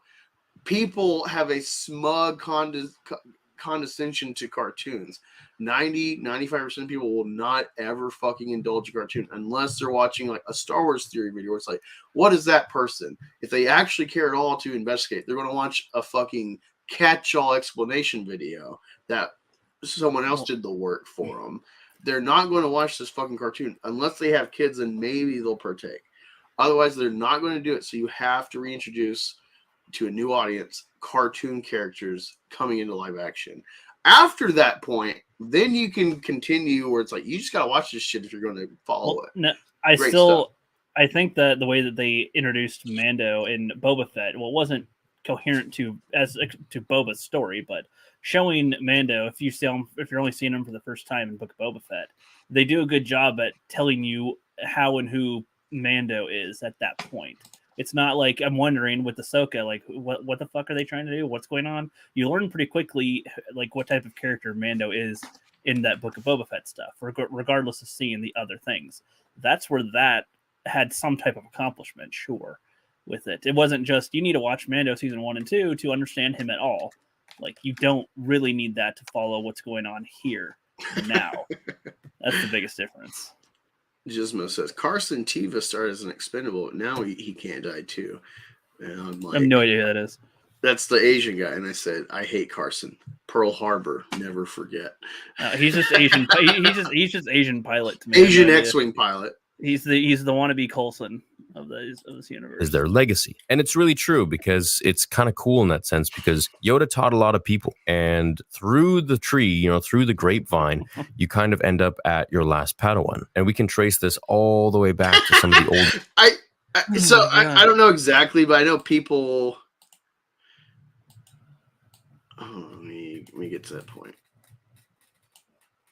That within her is everything that he is, all the knowledge he possesses, just as he inherited all the knowledge of his master and before him, his master, Qui-Gon Jinn. This is their legacy. And it's really true because it's kind of cool in that sense because Yoda taught a lot of people. Right here. It's funny because I never actually just paid attention. Like, I just kind of know, kids with lightsabers. And I'm taking in, like, the whole story. Never pay attention to the actual actors. It's funny because, like, the main one in the center, she's just literally going pause middle, left, pause middle, right, pause middle, left, pause middle, right. It's funny because it's like most people be like, these stupid younglings, they blah, blah, blah. And this is the, like, brother me, like, this, the lightsaber was a mystic, it was a rare weapon. And then it's like, you've cheapened it with all these kids with lightsabers. It's like, disagree. You're seeing this order at its prime, not at its decimation. But also just pragmatically having kids, it's like you see fucking baby Jedi actors. It's like, all right, you got like 10 of these fuckers on screen. You're not actually, most of them aren't going to have the mental comprehension to focus and execute. So it's like the fact that they even did a systematic, this is just a film thing of children. Children are awful to film for movies. Because they're children, they fucking they're squirrels. It's like, look at them. They have their lack of sight, so they have to use their minuscule force abilities, and they're swinging around lightsabers. Like, they could easily chop each other up a little bit on accident. Yeah, so it's like, just film wise, I'm like, this weird. is a fine scene. I think it's actually fine, especially with the gun. It's actually funny because they show that stupid robot with lightsabers where he can pretend. Saber. He can pretend to do things. It's like, what? The kids would probably have that or something. And they keep on kind of making it a thing where, like, if you make your lightsaber, then that's like part of you completing a section of your training, I guess. But yeah. I don't know. Also, as we've learned from the previous episode, Star Wars Theory Breakdown, you need to adjust the weight of your lightsaber. Oh God, I can't believe he said that. they have weight. Of course, settings. he had his weight settings too high, so of course it was a very heavy blow he threw. It's like, all right, you know, they introduced in Rebels, you can like adjust your link settings. It's like, okay, whatever. It's a beam of light, fat, plasma, whatever. Okay, fine. But then you're like, oh, you can adjust your weight settings, and I guess this is supposed to explain retroactively, like episode 4 through 6, the like heavy night style fighting. So if they're ever in a clash, then they should just amp up the setting to be more heavy and, you know, drill into them or something. Well, like that's stupid for Disney Star Wars, because just a year or two ago we have the Mando plot in Boba Fett with the Darksaber where he's struggling to fucking lift it because it's like this, you know, there's some sort of kind of implicit force thing with the Darksaber. It's like a heavy weapon, whatever, takes all of your strength to wield, and so he's like struggling just to lift it properly, like it's a fucking giant sword or something. And then it's like, well, why didn't you just turn down the settings, you idiot? Like, well, it was funny because in that battle, as soon as he stopped using the saber, he was able to beat that guy pretty much. It was like, wow, what a useful weapon. Okay. Anyway, let's just continue. And through the tree, you know, through the grapevine, you kind of end up at your last Padawan. And we can trace this all the way back to some of the oldest Jedi out there, right? So like Kanan can be traced back to Mace Windu, who can be traced back to Yoda. He's really just going through this. Count Like, Dooku. we don't understand how that works. Like, come on. Like, it's such an easy concept. Padding content. It's such an easy concept. I see through the lies of Star Wars theory. Like, like the way that Anakin said it was a long-winded way to say it. This is really long-winded way to say it. Like, this is like zero content right here. You can tell that this is where the fun begins. When somebody trains somebody and then they're done with their training, and they train somebody else, and then they train somebody. It's like, yeah, that's how that works. I know, but like, no shit. 20 children died filming this sequence. The rest were trafficked by Disney. And why is the Darksaber so heavy?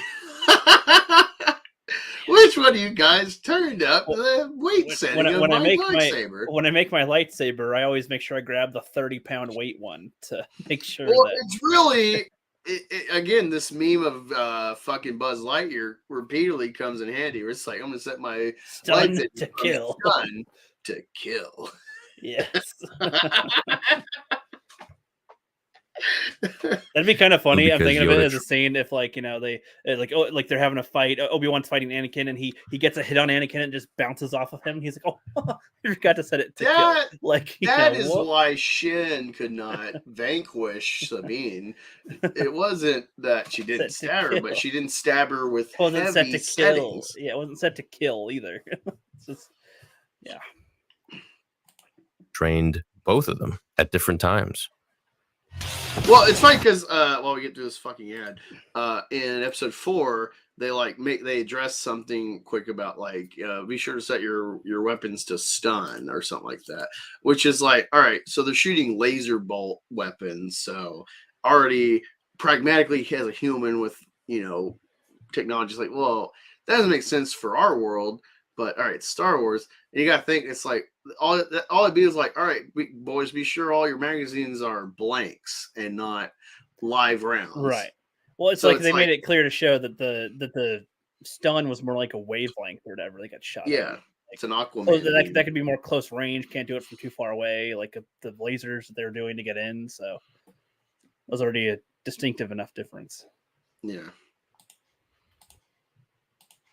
Oh, sorry. Confront Anakin about his power and danger, and that he turned to the dark side.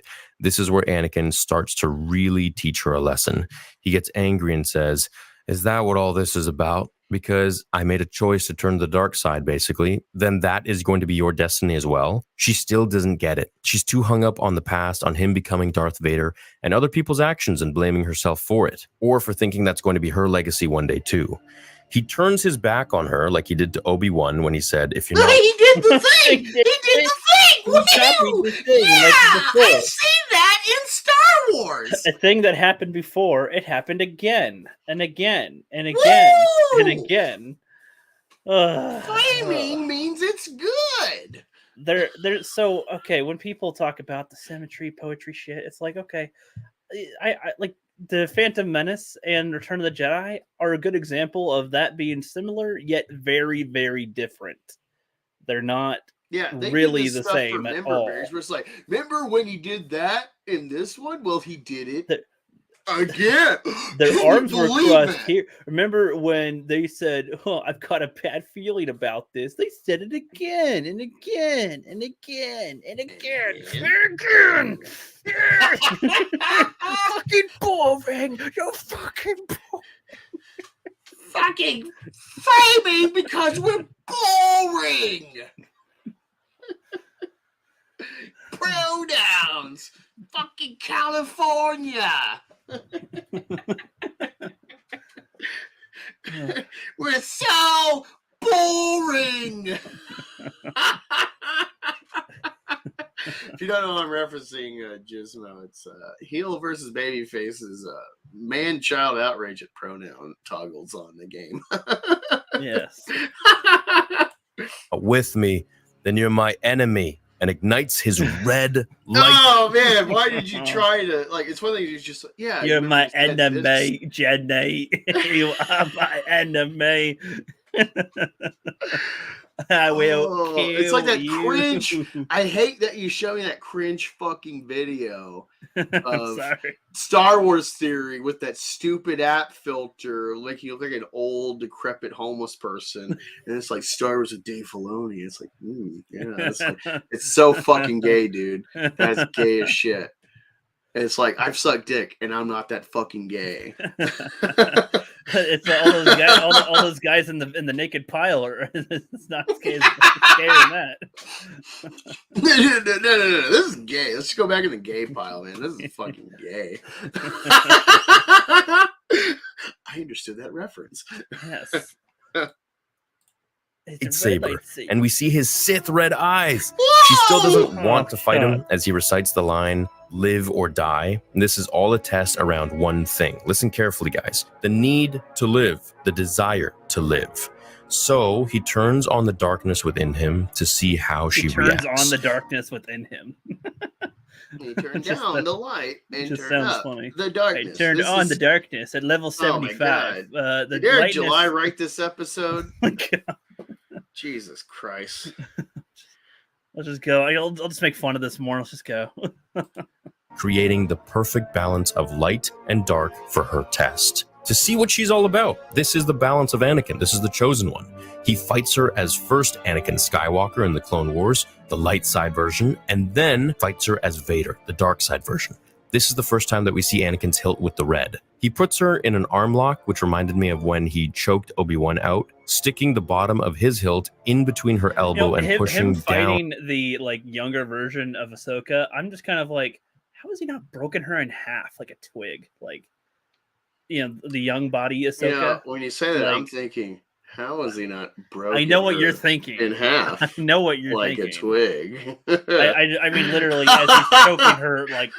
Well, no. It's funny. It's funny because I had no idea, and I've seen Infinity War, of course, 4 times. I just love that fucking movie, and seen Barbie movie, and it turns out the Ahsoka actress as young Ahsoka is the same girl, and it just has the baggage of, for me, all of these young Gamora memes of, there's always kind of like pedo related jokes about young Gamora, and people are like, haha, that's edgy humor, or how could you, it's not funny to ever, blah, blah, and, and so then it's like, we were saying it while we were watching this, where it's like some of the dialogue is like, whoa, this could, depending on how you deliver this, could be like a porn parody. Yep. on her wrist to close her arm, almost breaking her elbow. He force pushes her through the fog and into the world between worlds again as he charges at her, where he says, "You lack conviction," in half of Vader's mechanical voice and half of Anakin's voice. So this is clearly portraying that Anakin and Vader are now basically one, and the two entities have morphed into this one being where they're now fighting Ahsoka. She's not fighting Anakin anymore, she's fighting Vader on Mustafar. Or, well, really, Vader, but just in Anakin's body. So he pushes her, he fights her, he tests her, and allows her to take his saber just the same way that he took Dooku's in the same sort of movement. You couldn't see because it was a little bit too pushed. My arms, where they? Ah. I love Dooku's face. Fuck. No. It's like Anchorman, where he's like, God, this is getting goddamn ridiculous. When he loses his second arm. He's not like, oh God, my arm. He's just like, not again. Damn it.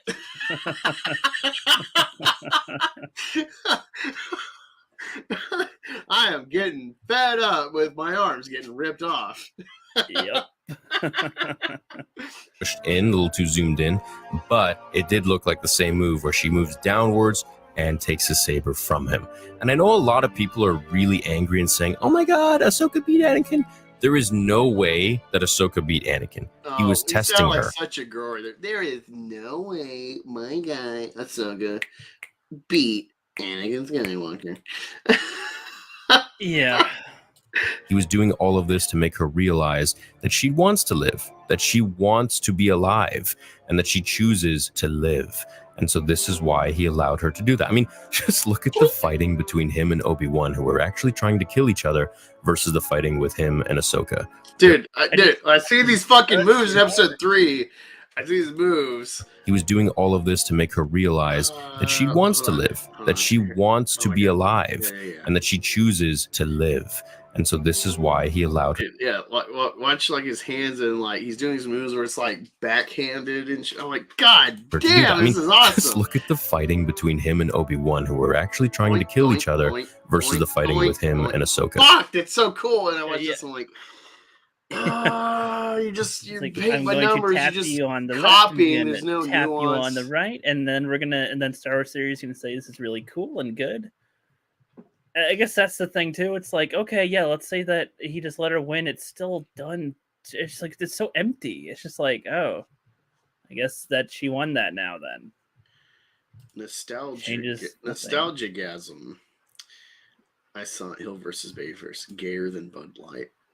Sodomizing him. Oh wow. Your humor is my kind of humor. Yeah, there is a very big difference. Now, as she pushes the red saber closer to him, her eyes turn Sith red orange only for a moment, then back to normal as she collects herself and throws the saber away. Wait. Sorry. When I saw that, I did not perceive that as, she's becoming Sith-like. I thought it was just she has a red lightsaber by her somewhat reflective. A lot of people are taking it as an artistic thing where they're like, oh, Sithy, and then nope. I don't know. Yeah, whatever. That's one night. I just, even if like, that's exactly what they were like. The framing. I don't buy it. Again, they don't ever have her teeter on being dark ever, like where she does things that are very questionable. We're like, Ahsoka, stop! You're being evil. That no, just I just don't buy it anyway. It's just like whatever. That's the kind of thing too. Like she's supposed to come out of this like all cleansed or something, but it's like. That would have been also better if you had more dark tendencies at this point or something. If you were like, if you had your knee on the kid, on Hera's kid, to get off. He's like, sorry, if it was my like, bad. Whoops. I defeated him somewhat light side and somewhat not so light side. Yeah.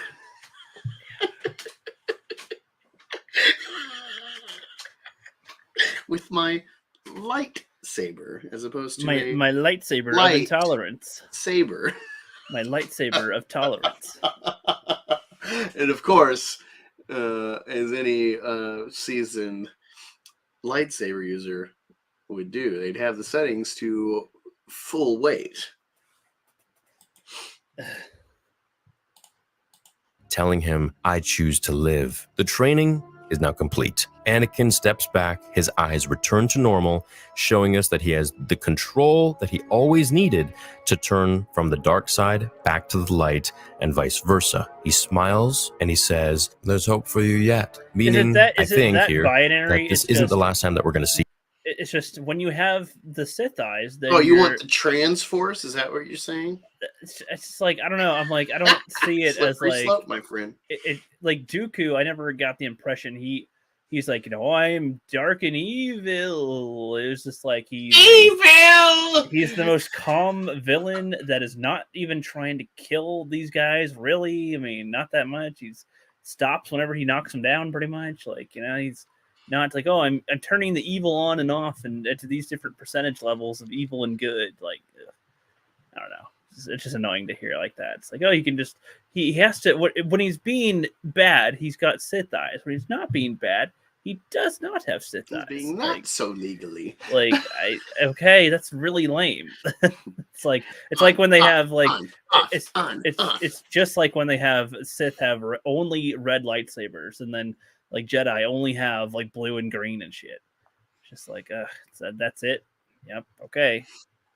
See him. As you guys remember, there are some extra lines in the trailers about Ahsoka fighting droids and him. Oh, yeah, it's like 17 fucking ads in one video. Oh man. You're not going to be fighting droids here in this mission or something like that. And we didn't hear that at all yet. So I think unless they cut it out, we're definitely going to be getting more Anakin Skywalker in the next few episodes. We got 3 episodes left, so there's still a lot of hope here. The ground melts away into water, and she combines her reflection with herself, old and young, and submerges herself into the water like a baptism, renewing herself and cleansing, purifying. She is now Ahsoka the White, like Gandalf the White, the positive, hopeful, happy. Your full power state is white. Again, coincidence? I think not. Star Wars is all. Is there a racism problem in Star Wars? Again, an article. She's promoting white supremacy with Ahsoka the White. It's just really lame. There's been nothing to do anything. Fuck, whatever. Just finish the video.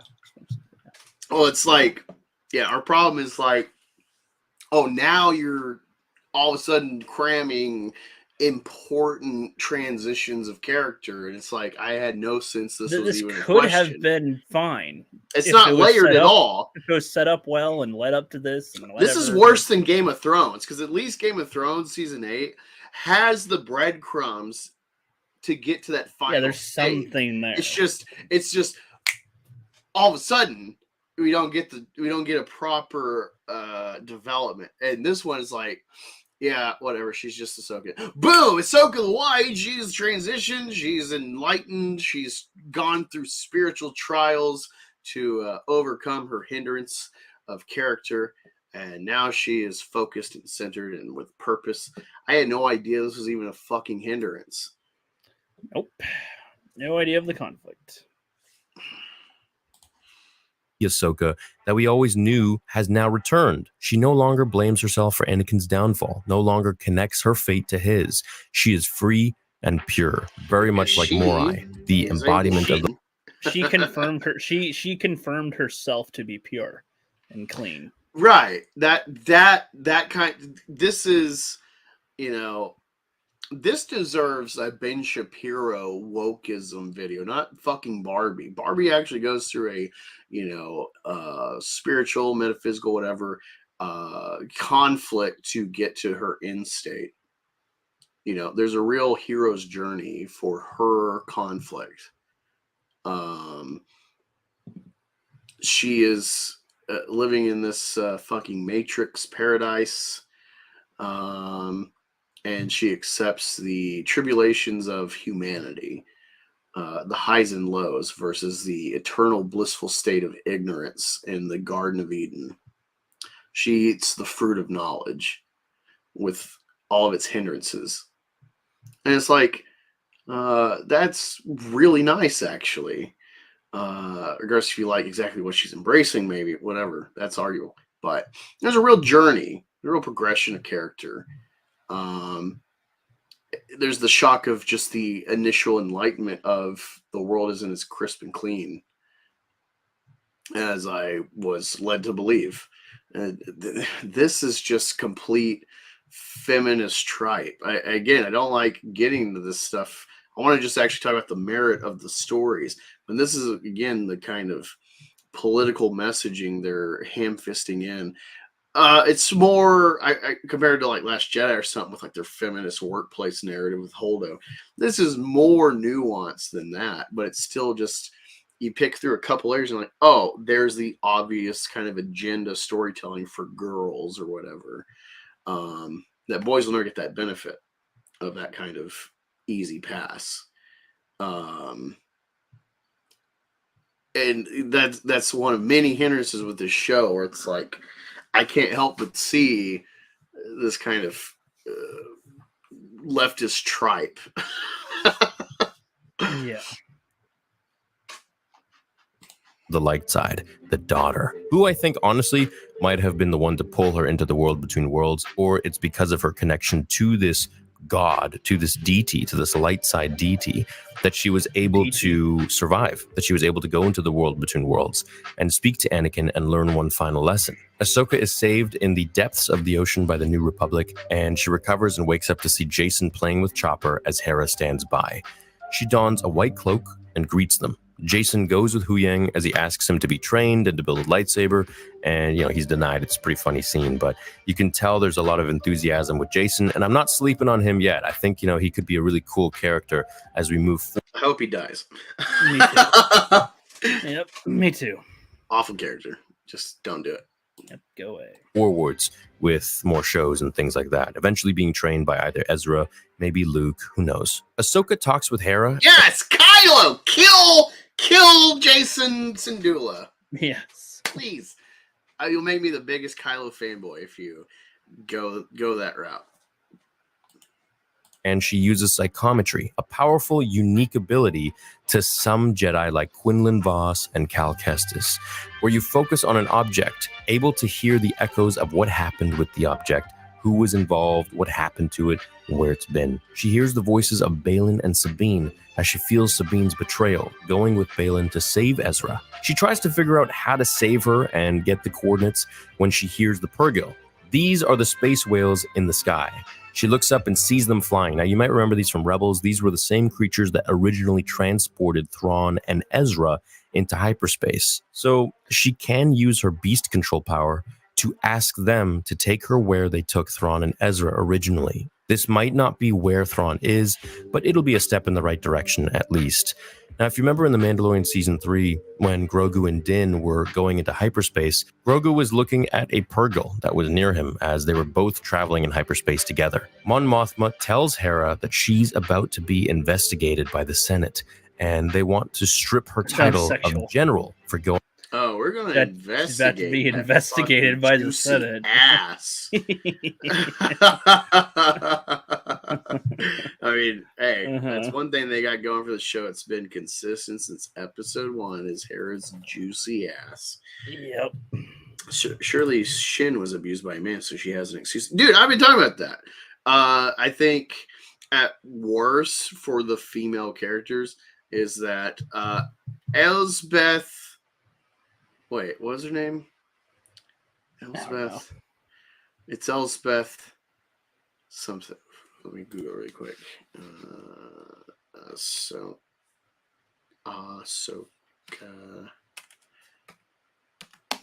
Elsbeth.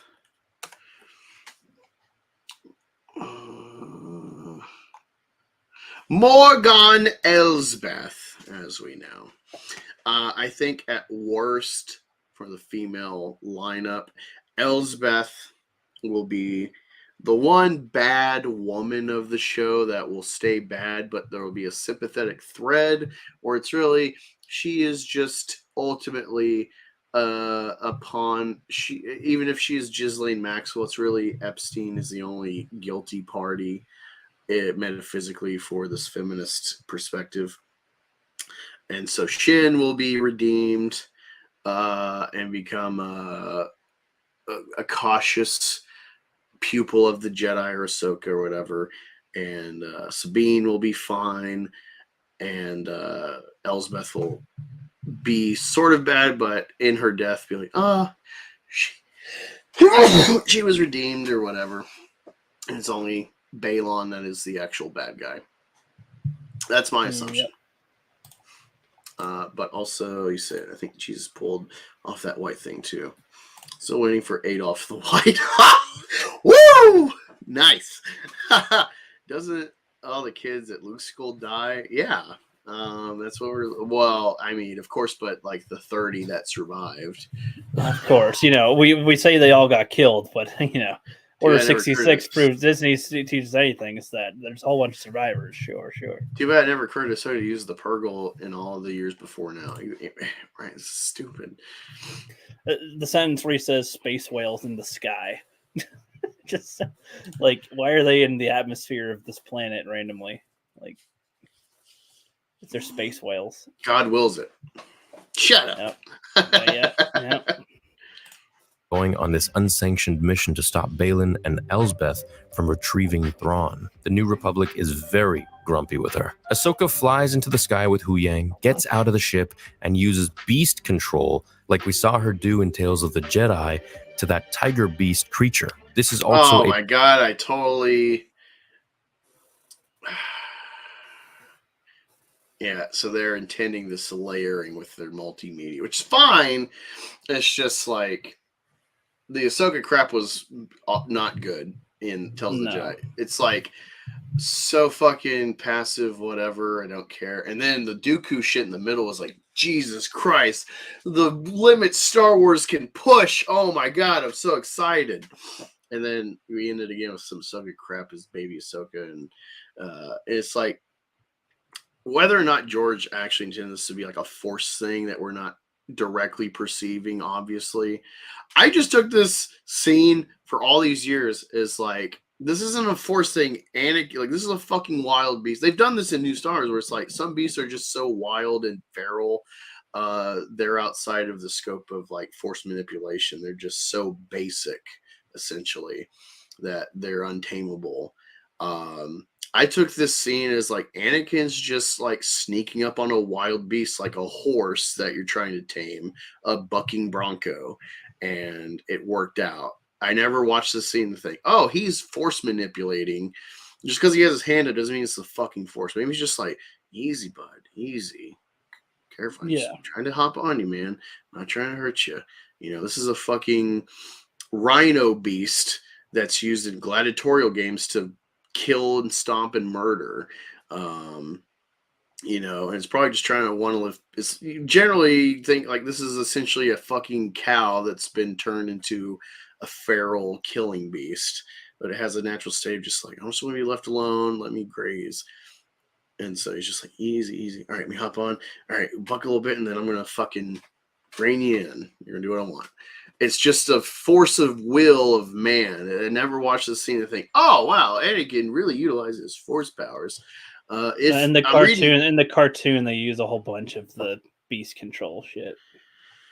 It was like that is those things like that is what diminishes the fucking force to me. It's like, can some things just not be like your actual, just like you're a person trying to enact your will as a person, and make you more human than this god thing that can control animals and shit. It's like, oh, let me tap into my god power to trick this beast to let me ride him. It's like, it was nice to think that, like, it's like when I watch Anakin in the fucking pod race, like he's just an ingenuitive man. Like when you watch the Clone Wars, there's all these like tactics. Like this has nothing to do with the Force. He's just like smart on his feet with war tactics.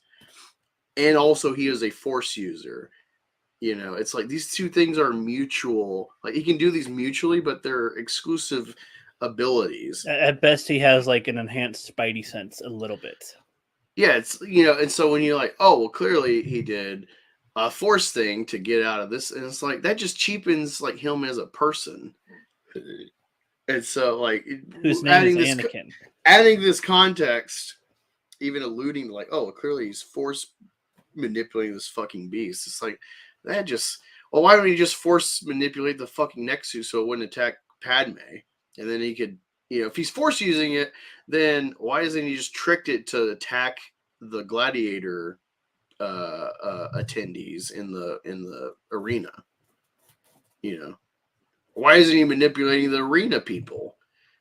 This just adds more problems. If this is what they're trying to layer, and retroactively like change the context. This is fucking awful.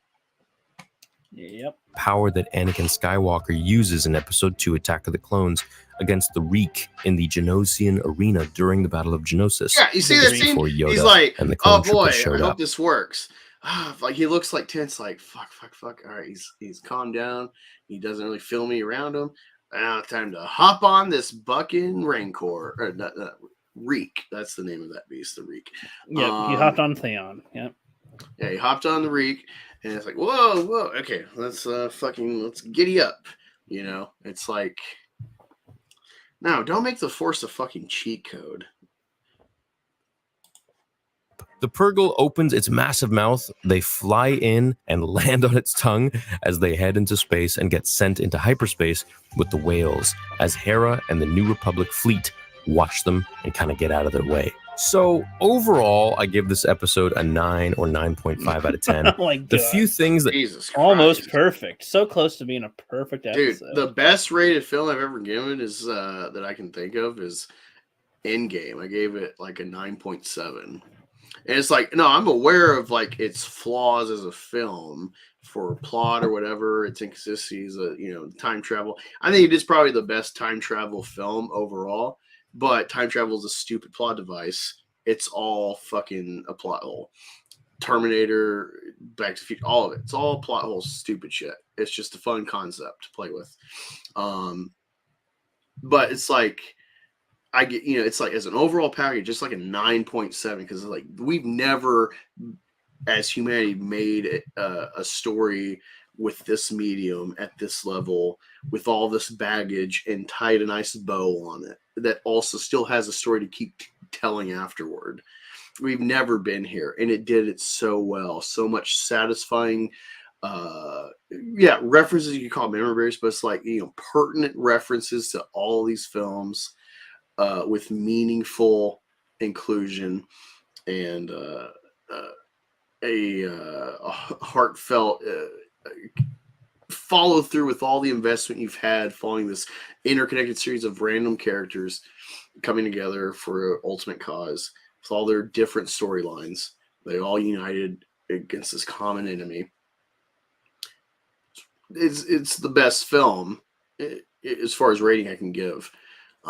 For all of the stakes behind it, pragmatically, like creating it, the getting to that point, all the success it had to have to get to that point, and its conclusion, and its emotional impact having been invested. Best film ever made thus far for all of those factors. And it's like, that's a lot of baggage for me to like give that film a 9 point. I've never given a film a 10. I don't think I've had a 9.5. And it's like this episode is like what is the only thing better than this? The Empire Strikes Back in Star Wars. Like what? Yeah, I assume he gives things 10s a lot. Yeah, it's like your system sounds pretty cheap.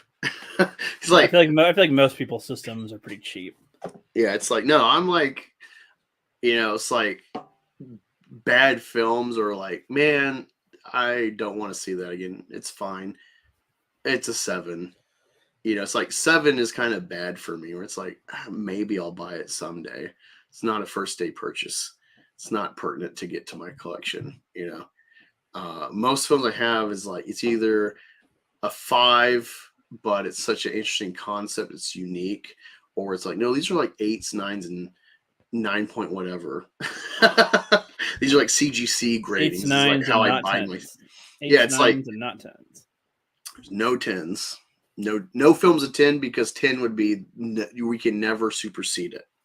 Yeah, there's no 10s. Unattainable number. 10 is the God mode. Yep. And nothing's ever been God mode. Avatar 2, probably give it a 9, 8.5, 9. Like that's a good rating for me. But it's like we got bounds and miles to cross before you get a 10. Yep. Wow, 9.5. Where does the show go to? You got 3-4 more episodes to go. You can give this a 9.5. If anything, you're setting yourself up to hate everything else. took me out of it were Nick Gillard not being the stunt choreographer for this. I think a lot of the moves that were expressed in this episode could have been. Jeez. Ads. Oh, this is a 15-second ad. I'm forced to be here. Forced to stay on Star Wars Theory. Bespoke post ages. Oh, another ad. Wow, you're really pushing it, YouTube.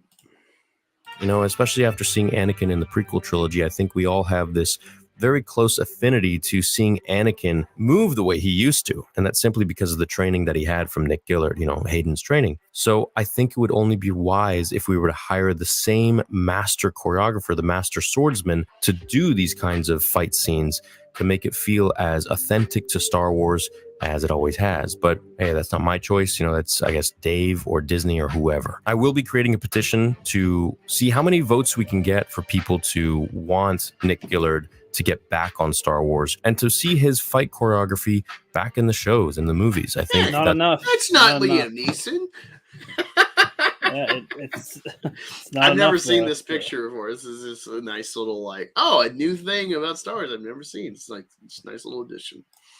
For me, 10 is rewatchable over and over. Firefox has an ad blocker on. Oh, you hate time travel. Speaking of Rancor, Boba Fett controlled one without the Force. Yeah, see, that's what's cool. Regardless of the context of the Boba Fett show, how you feel about that scene is like, oh, here, yeah, the Rancor Keeper of Episode 6.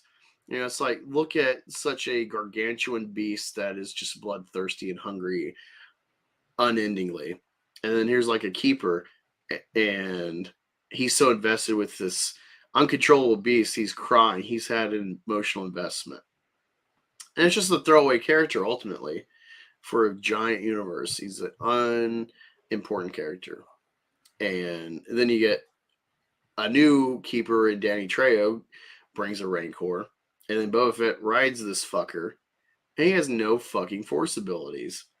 And it's like, that is cool. And then it's like, oh, here's a Jedi. And it's like, look, a Jedi is just fucked with a Purgle, a hyperspace whale squid. It cheapens any of these interactions with animals, because it's like, well, clearly, even if he didn't do a hand thing, clearly he's like trying to like Professor X this beast, instead of just like, oh, he's a daring individual that like the Force doesn't get him out of everything. Hate it. Yep. That's really the best way to move forwards. And I've talked to him about this, and he's all about it. He's all for it. So it's definitely with his approval. Next episode will be a banger, I think, as Ahsoka heads to find Thrawn and Ezra, where perhaps we'll see more scenes with Anakin, as his lines from the trailer haven't been used yet this episode, which makes me believe that there are still more scenes with him to be had. I think we'll meet more powerful antagonists in the next few episodes as well, where perhaps the Yuzon Vong or the Rakata will be found there. Now, the Rakata were some of the first powerhouses in the galaxy. They were really evil and ruthless. I have a full video on them if you guys want to learn more about their lore, but essentially they were invading the first Force users on the planet Tython way before, back in the Old Republic, like the very beginning. We also heard about them in canon in Andor, so go check out my video if you haven't already for a concise breakdown on their lore and who they are. So overall, this episode is a strong 9 to 9.5 out of 10 for me. And that's for Disney era Star Wars. That's not for George Lucas Star Wars. So I don't want you guys to get confused. I think this is some of the best Star Wars that we've gotten since the acquisition of Lucasfilm and the departure of George Lucas. I think Dave Filoni Star Wars is going to be the closest thing that we'll ever get to George Lucas Star Wars. Agree, more or less, but that's within the confines of Disney. I think if it got passed up to Universal, it's the only legitimate media empire to take the reins. I've resigned myself as Star Wars. Like, well, this is the best we're gonna get. You're not gonna get George Lucas, Joseph Campbell inspired storytelling. So like I'm making do. It's just within the confines of Disney Star Wars. I'm just like, some of these leaps and bounds, like, oh man, this is not to be celebrated. This is to be reviled. And turned away. Some of these decisions, even if you got whatever ham-fisted layering, it's just, I don't buy it.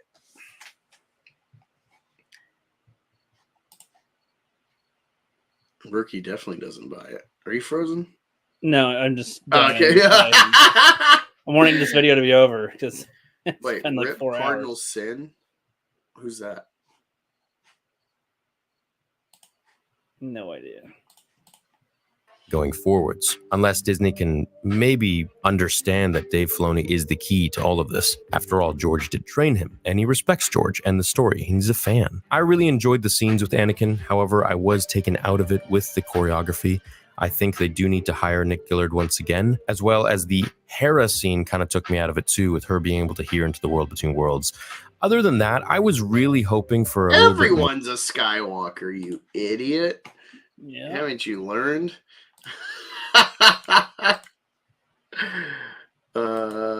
Yeah, I have no idea what this Cardinal Sin is. But yeah, that's an educated lore guy on top of our viewership of Ahsoka. Some well-rounded commentary, I think. It's like, I appreciate this bad storytelling because it has to make it forces me to like end up introspecting Star Wars on layers, where it's like subconsciously it's like I have this understanding, I guess, but I've never had to like articulate and really express layers that like are, I guess, implicit, but not really in your everyday consciousness when I'm watching this. It's adding depth of like whatever storytelling I will get to. And I'm like, oh my, no, you don't do that. Yeah. What would help you, Rookie? You seem a little like flustered. You seem like you don't want to live. Right. I need to enter the world between worlds, and battle my old battles, and recontextualize it or something, and whatnot. You need to teach yourself the lessons to progress yourself, of course. And also, in there, you will find the other half of the key, and that is corned beef hash for breakfast. Interesting theory. It is a Star Wars theory, if you will. Potentially. You're welcome. Meth. Interesting. Someday I will have to try methamphetamines. I mean, I'm already meth guy. Gotta try the stuff I'm going to write about it. I don't want to write out of my ass. Indeed. But yeah, thank you for joining. Never know how long the Star Wars theory breakdown reaction stuff's going to be going, because it's just some of these things you see. It's like, wait, what? Oh my god! I do enjoy it though. It's a work of love for you people. And it helps us break down what we think of the episode. Yeah. It gives us an extra layer on top of, we're like, that was stupid. And they're like, oh wow, it was really stupid, actually. Yeah, even more stupider than ever. Yes. Thank you for joining. I appreciate it. Follow me on Twitter. Rookie's channel's in the description. Go check out Mint Salad. ASE presents what was intended as our guest. We'll figure out in the future. Appreciate y'all joining. See you next week. Take care.